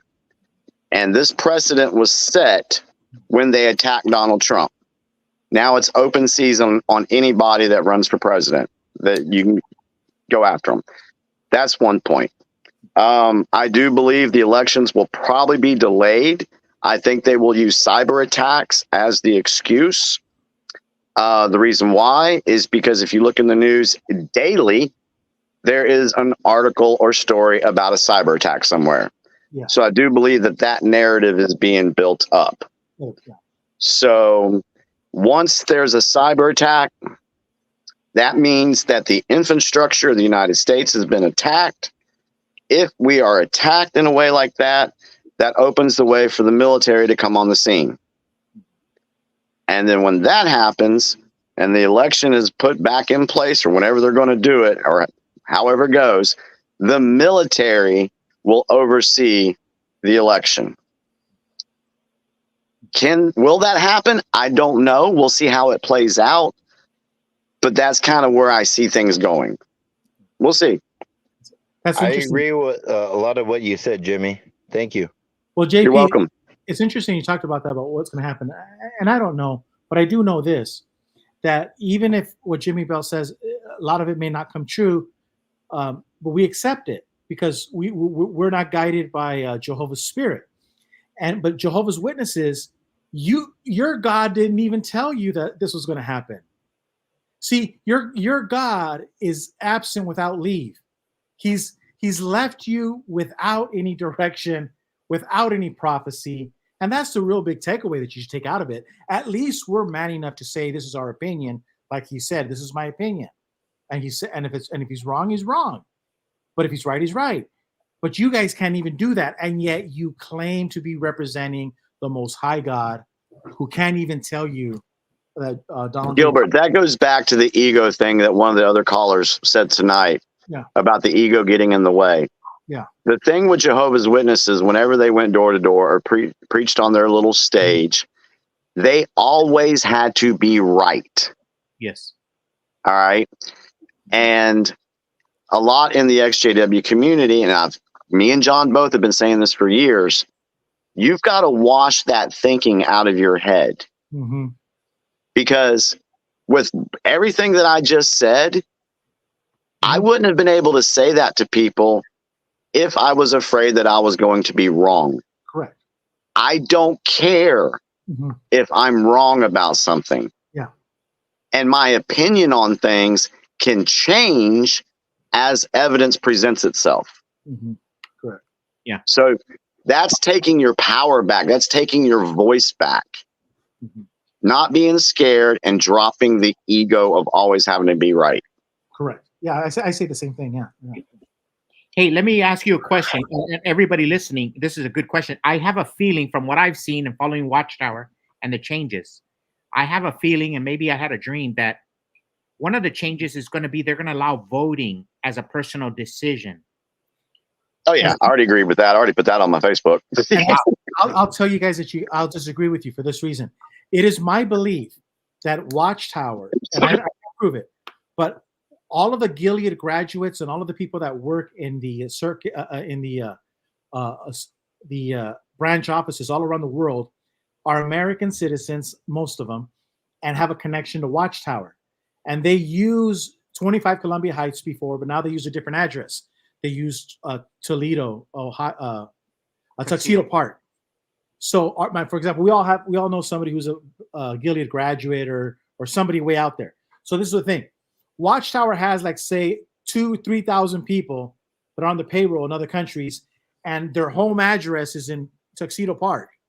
I bet you money those people are registered to vote, and they get the ballots, and they vote on their behalf, And that's how they work with city council. Because they can say, hey, we got 10,000 votes here. Yeah. Yeah, because all of the people, if you got 5,000 people or 2,000 people working in Bethel, and you have all of their social security numbers, date of birth, you have everything, and they sign everything, they probably signed a voting ballot. And it probably goes to their address, and they just, they wouldn't even know. And right now, what's happening, and they're finding out that illegal aliens aren't voting. They already got their name when they came here. They already got all of their date of birth, their name, their everything, and they're going to vote for them. The illegal alien is not going to go to the voting station. So Watchtower could very well be voting for every member of the congregation where you used to go to. Absolutely. Name, everybody's date of birth, everybody's everything. I bet you money that but I don't know about on a congregation level, but it's just my belief that in Tuxedo Park, they got thousands of votes, and they tell Tuxedo Park, we're going to get that permit, right? We're going to get that permit. Yeah, you're going to get that permit, all right. So to piggyback on that, Gilbert, they use dead people's votes. Yeah. You don't think they're not using members of Watchtower's votes, and they don't even know it? Yeah. They're in Brazil. They're in Colombia. They're in South Africa. That's part of their cheating system. Yeah. Again, that's another thing we've been talking about. We know that's a problem. Yes. Now we go fix it. Yeah. So anyway, yeah. But hey, guys, it was awesome being on here. I appreciate y'all having me on. Tuesday night, I'm just gonna throw a shameless plug in here. Tuesday night, I'm gonna be on with Ruby on her channel, and it's called the XJW Political Corner. And we're gonna go deep on some stuff. Okay. And giving she wants to pick my brain on some of the stuff that I've learned over the years, and give my opinion and analysis on it. So it's XJW Political Corner. Yeah, XJW Political Corner is the name of her show. Ruby Quinn. If you need a link or whatever, y'all can send me a message on Facebook Messenger. It's just, like I said, I feel very humbled right now because a lot of folks they want my opinion. That makes me feel good, because that's what I've been working so hard for, is just to try to help people start asking questions about things. Yeah. And the thing is like I said, I took an oath to do this. And one of the things was for us to be prepared, to be mentally prepared, so we could help other folks. We could console them at times like this when they have no freaking clue what's going on. So I take it very seriously. Yeah. All right. Thanks, Jimmy. That was Jimmy Bell. And we talked about that earlier, how elders are supposed to be refreshing. And I said this when I was, first starting out as GG for GB, and I had the Awake Hotline. And I would tell people all the time, call Watchtower. Ain't nobody want to listen to you. Nobody wants to talk to you, but you can call the 6 screens, and Rick makes room for you. You Jehovah's Witnesses can't see that. That Watchtower don't care about your feelings. They don't care that you saw what you saw today and you have nowhere to vent. During the Australian Royal Commission, a lady calls me on the Wake Hotline, the Australian Royal Commission. She says, Gilbert, the attorney that's talking at the Australian Royal Commission is in my congregation, in my book study. She's frantic. She goes, I have no one to talk to. You're the only phone number I could find. That's what Jimmy's talking about. Well, good night, everyone. Take care. And sending you all much love. Yeah. Thank you, Jimmy. Next time. Thank you, sir. But that's the whole point. And this is what you learn from the Trump thing. Gilbert, there was a gentleman. That Watchtower will not open up the line for their witnesses. Go ahead. Hello.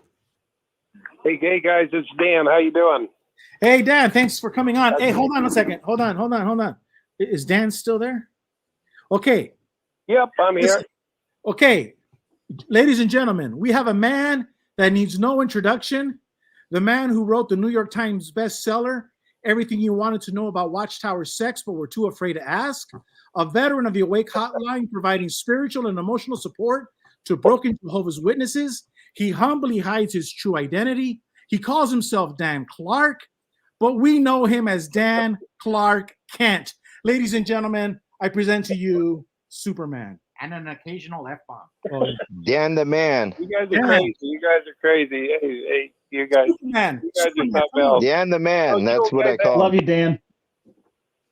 I love you guys too. You know, I wanted to tell you guys this tonight. You know, I've been watching this whole thing too for a long time. This thing that's been going on with the government, and I've got into it very heavily with my mind. And I think it comes from, you know, like Ruby said, you know, wanting things fixed. You know, we were in a program that said everything was going to be fixed. Who gives a shit? You know, the truth is this. Here's the truth. I can be in the mystery. It's like Gigi said. It's a mystery. We don't have to know everything. And in the not knowing, I feel like I'm going to be told what to do and when to do and how to do it when it's time to do it. And that is what's incubating in me. It's like, I don't give a shit. You know, I don't even know if Trump got shot. I don't know if that's a psyop and bullshit. It's the same thing with the transgender. This transgender thing's bullshit. That's our government dividing and conquer. There's not a bunch of gay people that just came up and said, we're going to put on thongs and dance in front of your kids. I watch these things in Boise all the time where I see these people dancing around and showing their ass. And I know gay people, and they're like, that's not us. We're not up there doing this stuff. That's our government. Divide and conquer. And we've been watching a movie in Witnesses. We've come out, and then we're watching a movie with the government. It's just a movie. And we can watch the movie. But that's why, like Jesus has been talking about, God's kingdom, the kingdom within us is the kingdom of truth. And it's not part of the world. It's not part of all the bullshit. It can stand back and observe. It can stand back and watch. It can be patient. But I'm telling you this, it will know what to do and when to do it and how to do it when it's time to do it. And I think that is what's incubating in everybody. I'm watching people wake up. I'm watching people wake up in earlier stages and go, what's going on? Oh my God, this is freaking me out. You know, and they're just freaking out. But we really don't know. I think Jimmy touched on it too. There's a lot of psyops. There's a lot of movies being played. There's a lot of cloning. There's a lot of fake stuff. Where did the bullet go that shot over Trump's shoulder? Why were they all just walking around? All the gunmen, you know, the people were standing up behind Trump. Where'd the bullet come from? I saw police running around, but they were all just walking around. Trump even showed his face and was waving his hand. Yeah, you know, America, America, we're going to fight. And it's like, is this a stage? Is this another BS thing to get us all riled up? We got to be intent on truth. The truth will set us free. And if we don't know the truth, then we got to be okay in the mystery. And if we're okay in the mystery, we can be good observers and we can be wide awake. But we got to be careful not to be pulled into the movie. We got to be careful in whatever movie that is. We don't know what's going on. I've seen a Trump, you know, play that movie, The Boss. I don't know what it was called, where he was firing people. He didn't seem like a dumbass in there. He didn't seem like a guy that was ranting and raving and acting like a crazy man. He seemed very intelligent, like he knew what he was doing. So I don't even know if I've ever met Trump. I don't even know if I've ever seen Trump. That's where I'm at. And I don't care, because my intention is rightness. My intention is righteousness. It's rightness. It's right-hearted. It's trying to be authentic and true. And if we do that, we don't have to really worry, because I know we'll be guided. We'll be told what to do. There's a Holy Spirit. There's an active force. There's a force of truth that wants to reveal itself within us and through us and as us. And all we're asked is to be as vessels of truth and purity and honesty. And we'll be used. It's like Jesus said, what I do isn't mine, but a spirit that comes through me. I do nothing of my own initiative, but this spirit, I'm a porthole. And so I want to be that porthole. I want to be that porthole for divinity to shine through. You'll be the light of the world. I want that to shine through. I don't even want it to be me. Dan is a program of Watchtower. Dan is a program of 50 years, 60 years of programming. I don't want to be part of that programming. I don't trust that programming. Yeah. So I'm willing to step aside. Anyway, that's all I'll say, guys. I just want to share that. Just want to throw some ideas out there, things to think about. Real quick, though, I got a question. A Jehovah's Witness is listening in. He's looking at the news. He can't talk to an elder. He can't talk to anybody. So he's talking to you. Right. Okay. I'll say something about that. That's a good thought. That's a What do great you thought. tell? What do you tell a Okay, Jehovah's Witness? Okay, we don't have to tell them nothing. Here's what's happening. Okay. There's a point where the apple falls from the tree when it's ripe. And so what's happening is, like you just said, they're in a position where they feel like they can't do nothing, right? They're looking at this shit going, what the hell? Our president just got shot. Oh my God, governing bodies telling us to keep our mouth shut. And you know what they're going to say? They're going to pop, or they're going to fall from the tree. They're going to go, governing body, kiss my ass. You're not shutting me up anymore. I can't stay quiet anymore. So that you really, I think, Gilbert, yes, we do make a difference in what we say, but the internal awakening is when they've had enough, when they've come to the end. And here's how we come to the end. We come to the end because our left brain, who's running everything, that's survival of the fittest, that wants to know how to get out of this shit, can't get out. And when we can't get out of the mess with our left brain, we start to ask for divine intervention. The divine intervention is where the spiritual dimension comes in and activates the left brain and the right brain, and the two become one, and the eye becomes single, and we start seeing with spiritual eyes, which is a whole nother way of seeing. So I think the Jehovah's Witnesses are in an incubation type period where they're going to pop too. We're just popping and awakening at different times. I popped in the 80s when the generation prophecy came, and I asked the brothers, did we pass a generation? And they looked at me like, I don't know how they looked at me. I almost had a fight right there. Like, hey, we were friends and now we're enemies. What happened?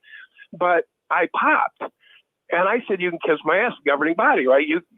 Yeah, I'll never talk to you guys again. You know, they put me on apostate watch and did all this stuff. And then I saw, oh my God, these are men. These are nobodies. These are just people. They're worse than that. But that's when I left. And I think everybody has to come to that point within themselves when, like right now, they got to be asking, where are they going? They're selling our halls. I mean, they just drove by a kingdom hall they built. They gave it to a church. All this stuff, guys, is wearing on them. It's wearing on the fake, listen to this, it's wearing on the fake temple. Watchtower built a temple within their mind. A lot of the churches around the world have built their temples within people. So people are feeding on milk. They're feeding on churches. They're feeding on this instead of the spirit of truth, or the Holy Spirit, whatever you want to call it, that's available to everyone. It's called worshiping in spirit and truth. You don't need all this milk and all this stuff.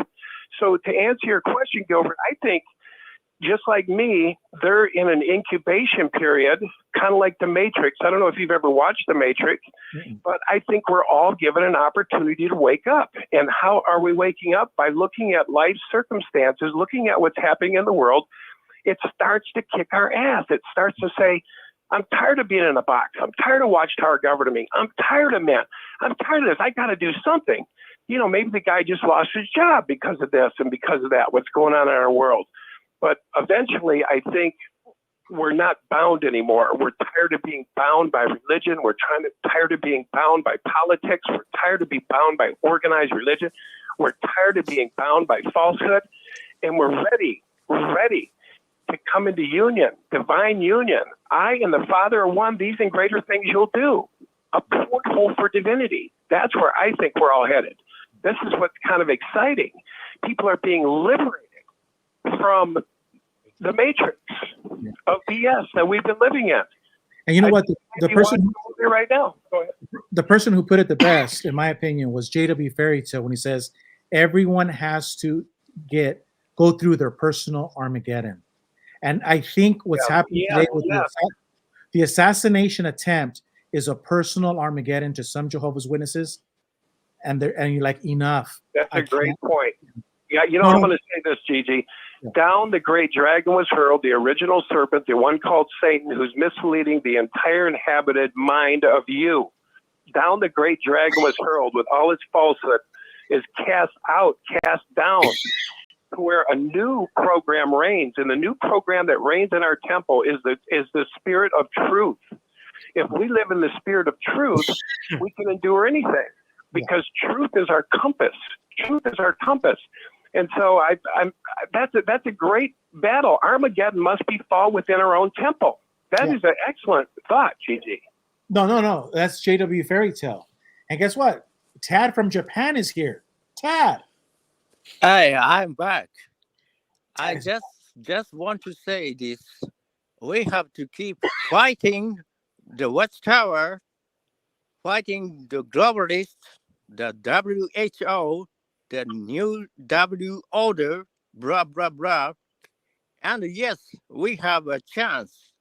We have to destroy the Watchtower, absolutely, because they are so able. Thank you. Oh, Tad, wait. Well, what? I need to ask you some questions. But are you in Japan? Are you in Japan right now? Yes, but you know, my language is Japanese. No, English. simple question. Okay. What city are you from? What City. What town? City? Oh, Tokyo City. Machida, Tokyo City. Beautiful. Tokyo. Yeah. Is it beautiful there? Yeah. Thank you. No. Okay. I didn't know. Yeah, it's beautiful. Hey, so I like what Dan said about JW Fairy Tale's comment, because Armageddon has come since the beginning of time, Adam and Eve, to today. If you look at it from that aspect, every human being has had their own personal Armageddon. So here we are, we're worried about Armageddon coming in a certain date when we're already living through Armageddon.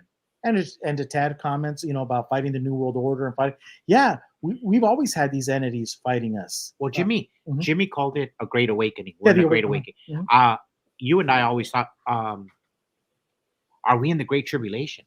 I don't know, but I do know you have to be stupid or ignorant to not agree that we're in some kind of tribulation. Well, what we're living in right now will be in the history books for ages. Yeah, we're in some kind of We're in tribulation. something. We don't know what it is. But Dan's point was right, about the personal Armageddon with JW Fairy Tale's comment on that. That maybe instead of worrying about Armageddon like the Jehovah's Witness of the religion, maybe saying, hey, you know what? Armageddon is going to come and I'm going to die. I'm going to be 90 years old. I'm going to die. But I'm going to fight the good fight. And that's a good way of viewing it, because you take it on as a personal versus having to be dogmatic and tell people you must believe like this. Hey, I just want to. Yeah. I want to talk about the apostate movement and the political movement. Okay. Hey, can I just give a quick shout out? Yes, sir. I just wanted to give a quick shout out to Tad. He gave me a shout out in the comment section, and I like hearing from him and his wife. And thank you, my friend. You were really nice to me. I love you. Thank you. Beautiful. Hey, I wanted to share this with you. Sometimes I go to Republican meetings, just like and it's like being in a Jehovah's Witness meeting. I had my son-in-law, he was a Marine, and we took him to my daughter got married to a Marine, and we went to the San Diego convention, Jehovah's Witness.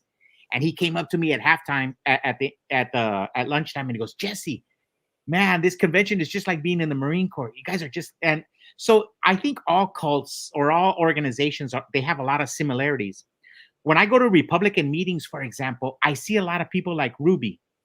I see people who are new to the political debate, and they want to see action now. And sometimes the passion is just coming out of them.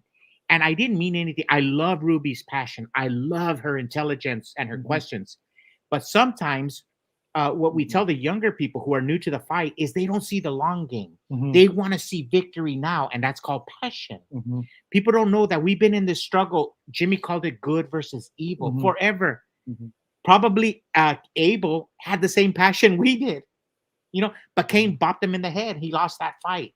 You got to live to fight another day. You got to calm down. This is a long game. Jesus said we attack people's hearts. We win people's hearts over to the side of good. Dan called it the Holy Spirit, or whatever you want to call it, he said. But yeah, we have a long game. And sometimes new people, like new Jehovah's Witnesses come over, or new political people come over, they want victory now. And so sometimes we have to talk to them like father figures or brother figures and say, you know what? There's been a long history in this fight.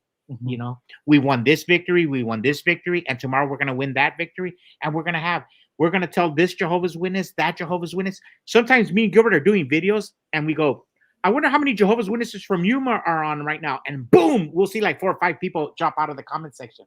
So they're listening. Like right now, how many viewers do you have?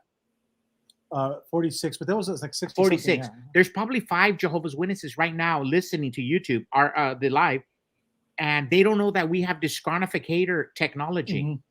They don't know that we can see the Jehovah's Witness. We have technology that we invented in the office of the GG for GB, where we can specifically see PMOs who are watching us on YouTube. It's called disqualificator technology. And we could see you right now. And you think you're physically in and mentally out and you're hiding, but just rest assured that we at the GG for GB, we can see you. You're not in secret no more. Have you heard of artificial intelligence? This is called spiritual intelligence, SI, and it's disqualificator technology. We can see what Jehovah's Witnesses are watching. Yeah, but those are good points that everybody was making out. And I like that thing because a lot of new people coming in, a lot of new, and we want all of you new ex-Jehovah's Witnesses to come in and take over. But everyone has to know their place. That we're not gonna. Our place is to help people. One PMO just went out. That person from Yuma just dropped out. But your place is to help other ex-Jehovah's Witnesses leave. That's your place. Your place isn't to lead the rebellion and destroy the Death Star. You're not Luke Skywalker. It's just not going to happen. So we all have a place. And so find joy in helping ex-Jehovah's Witnesses, however you see fit. And if you try to take on too much, like destroy the Death Star, you're only going to hurt yourself. You're going to get discouraged. So find joy in the little things. Dan was talking about that too. But just finding joy in the small things. We better get going to sleep. Yeah, we better get going to sleep. So, and I'm sorry, guys, there was a lot of people in the comment section, and we weren't able to, we were not able to address people in the comment section. But Eric, looks like does anybody want to come on? And I was just going to say, thanks for having me on, guys. Have a good night. Oh yeah, thanks, Eric. I really appreciate it. And you too. Yeah, Jim. you have to find joy in being an apostate. Yeah, and one of the greatest things that you use can that do, apostate toolbox. No, but one of the greatest things you can do as an apostate to find joy, and it's in your toolbox, is by voting GG for GB on ggforgb.com. And you can actually fill your name out in the voting ballot and mail it to Tuxedo Park. Yeah, send in your vote, dude. Send in your vote, and that's what you can do to bring joy, and knowing that some 18, 19-year-old kid working in headquarters in the mailroom is going to see that ballot. Gilbert. Yeah, that's beautiful. Now, I have reports in Georgia that or Florida that Ruby was engaged in voter fraud. She voted for you 2 times. No, you can vote as many times. Oh, I didn't know. That's not voter fraud? No, in the GG for GB campaign, we're like Jehovah's Witnesses. We're Jehovah's Witnesses, and we can make all false predictions. Okay. We can do you can vote as many times as you want. You can vote early and vote often. Yeah, that's the Jehovah. I got 2 coming in next week, Gigi. Yeah, but think about the joy of knowing that a young boy, a young man, 20 years of age, is going to receive that ballot, and he's gonna laugh, but you drop the seed. He's gonna have to read it. Yeah, you're exactly right. He's gonna see it, and then he's gonna meet the governing body one day. One day he's gonna see them. He's gonna see Stephen Lay. He's gonna shake his hand, and he's gonna remember that voting ballot. He's gonna oh shit, that's the personal Armageddon that we were talking about. He's going to remember GG for GB. He's going to say, who the heck is this guy voting for governing body? That's who he's going to remember. Now, I will tell you this. The governing body knows who I am. I'm not trying to draw attention to myself. But the governing body is very narcissistic. So when I went GG for GB on them, it was like a personal insult to them. So they didn't know me because of anything other than the insult was really, I really insulted them by doing the GG for GB. And you know what, JP, did you know that when we left, me and Gilbert left around the same time. In our town, they never disfellowshipped us. Never. But some of the brothers tell us that they called the FBI on us. They, because Gilbert would go knocking on the elder's door, And some of the rumors were that our sister called the FBI on us. And another rumor was that this is true. The governing body came to Yuma. They sent a member of the governing body to specifically talk about the influence that me and Gilbert had as apostates. But they will not disfellowship us. Because he came to Yuma and wouldn't go to the English congregation. He wants. Why didn't they get rid of you guys? Were they scared of you guys or what? We don't know. We're only like 5'4", 5'5". And also, that was the time when makes no sense, huh? Well, that was the time when the Vast Apostate Hour, we're going to give them credit, we're doing Kingdom Hall crashes. So you were doing videos like you were saying, what do I have to do to get this fellowship around here? And Kingdom Hall crashes were the rage. So Watchtower, it was something new to them. Watchtower did not know how to handle the Kingdom Hall crashes. It was like they were totally unprepared for it. So that was part of the thing too. And that crew that did the Kingdom Hall crashes single-handedly changed Watchtower's security protocol in all of the. And you know what? When you go apostate, you got to go Zod on them. Like when I walk down the streets and I see Jehovah's Witnesses, they run. They run. They look, you know, they're like that rock song from the 50s. Walk, don't run, or run, don't walk. Run. And that's the way you got to be with these Jehovah's Witnesses. You got to put down the law. You got to put the wood on these brothers. Yes, or that Jehovah's Witnesses should be afraid when they see your face. When a Jehovah's Witness, look, there's a comment person on the comment section, Maria Nunez. She's from the town south of us, about 10 miles down. Ask her. Yeah, she knows. So, they want to disfellowship her just for talking to Jesse. But that's one of my advice that I would give you guys is, I'll give you an example. This elder, right, it was in my congregation. He worked next door, and he ran off with another man's wife. But right before he did that, I remember I drove in, and then he was pulling up in his car, and I yelled at him. I go, "What the hell are you looking at?" And then I turned around and go, "You're looking at somebody. You must be looking at me." And I went off on him. And guy was like shaking. But what I'm trying to tell you guys is this. The Jehovah's Witness elders, not the sisters, but the elders should be afraid of you. Yeah. You should be, they should, when Jehovah's Witness elders see you, they should turn the other way and run away afraid. Now, Jimmy Bell talked about how people would call him.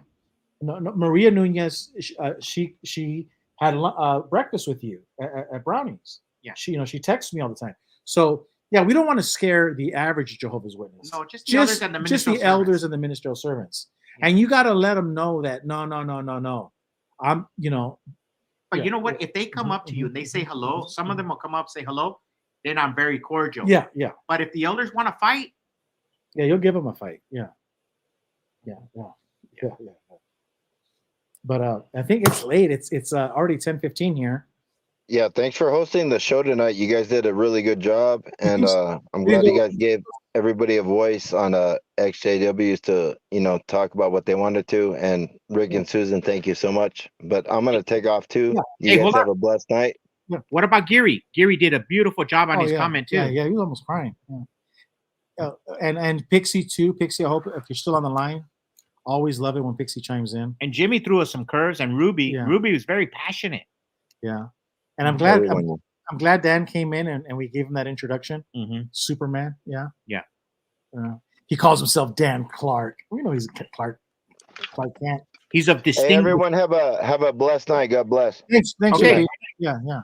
Pray for the United States. Yeah. Exactly. Pray for our country. Yeah. Yeah. All right, everybody. Take care. Have a good night. Bye. Hey, good night, JP. Good night. And remember, Jesus maintained his calm. So in moments like this, everybody just needs to be calm. Yeah. Everybody. Does anybody have anything else to say? Pixie. Carol had beautiful comments. Oh, they did. Carol Paradise. Yeah, we should do like Rick, have a winner, like the secret word. Okay. Carol wins tonight. Carol wins. Oh, okay. Pixie is a smart cookie. No, but but Carol's been having good comments the whole night. Really?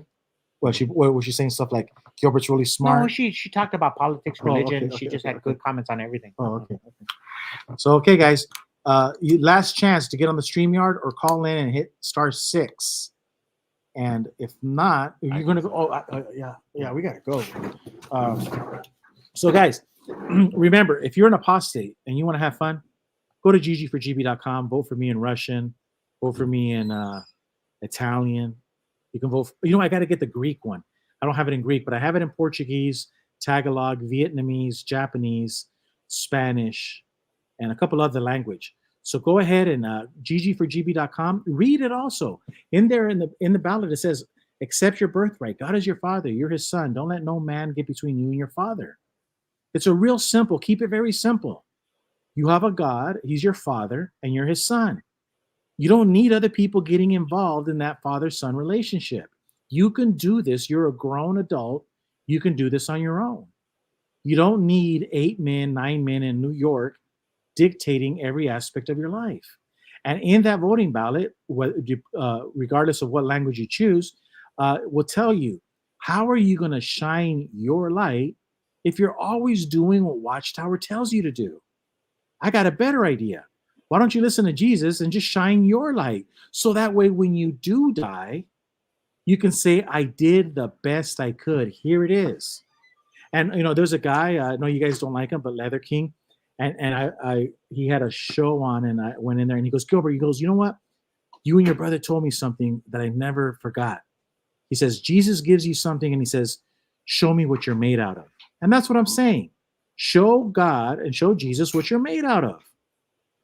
Don't show Watchtower what you're made out of. Show God what you're made out of. And the only way you can do that is by shining your light and not somebody else. So, guys, that's all we have. And if you guys are troubled by what happened today, okay, yeah, go ahead. Gilbert? Yeah, who is this? This is Susan. This is Susan Farron. Oh, okay.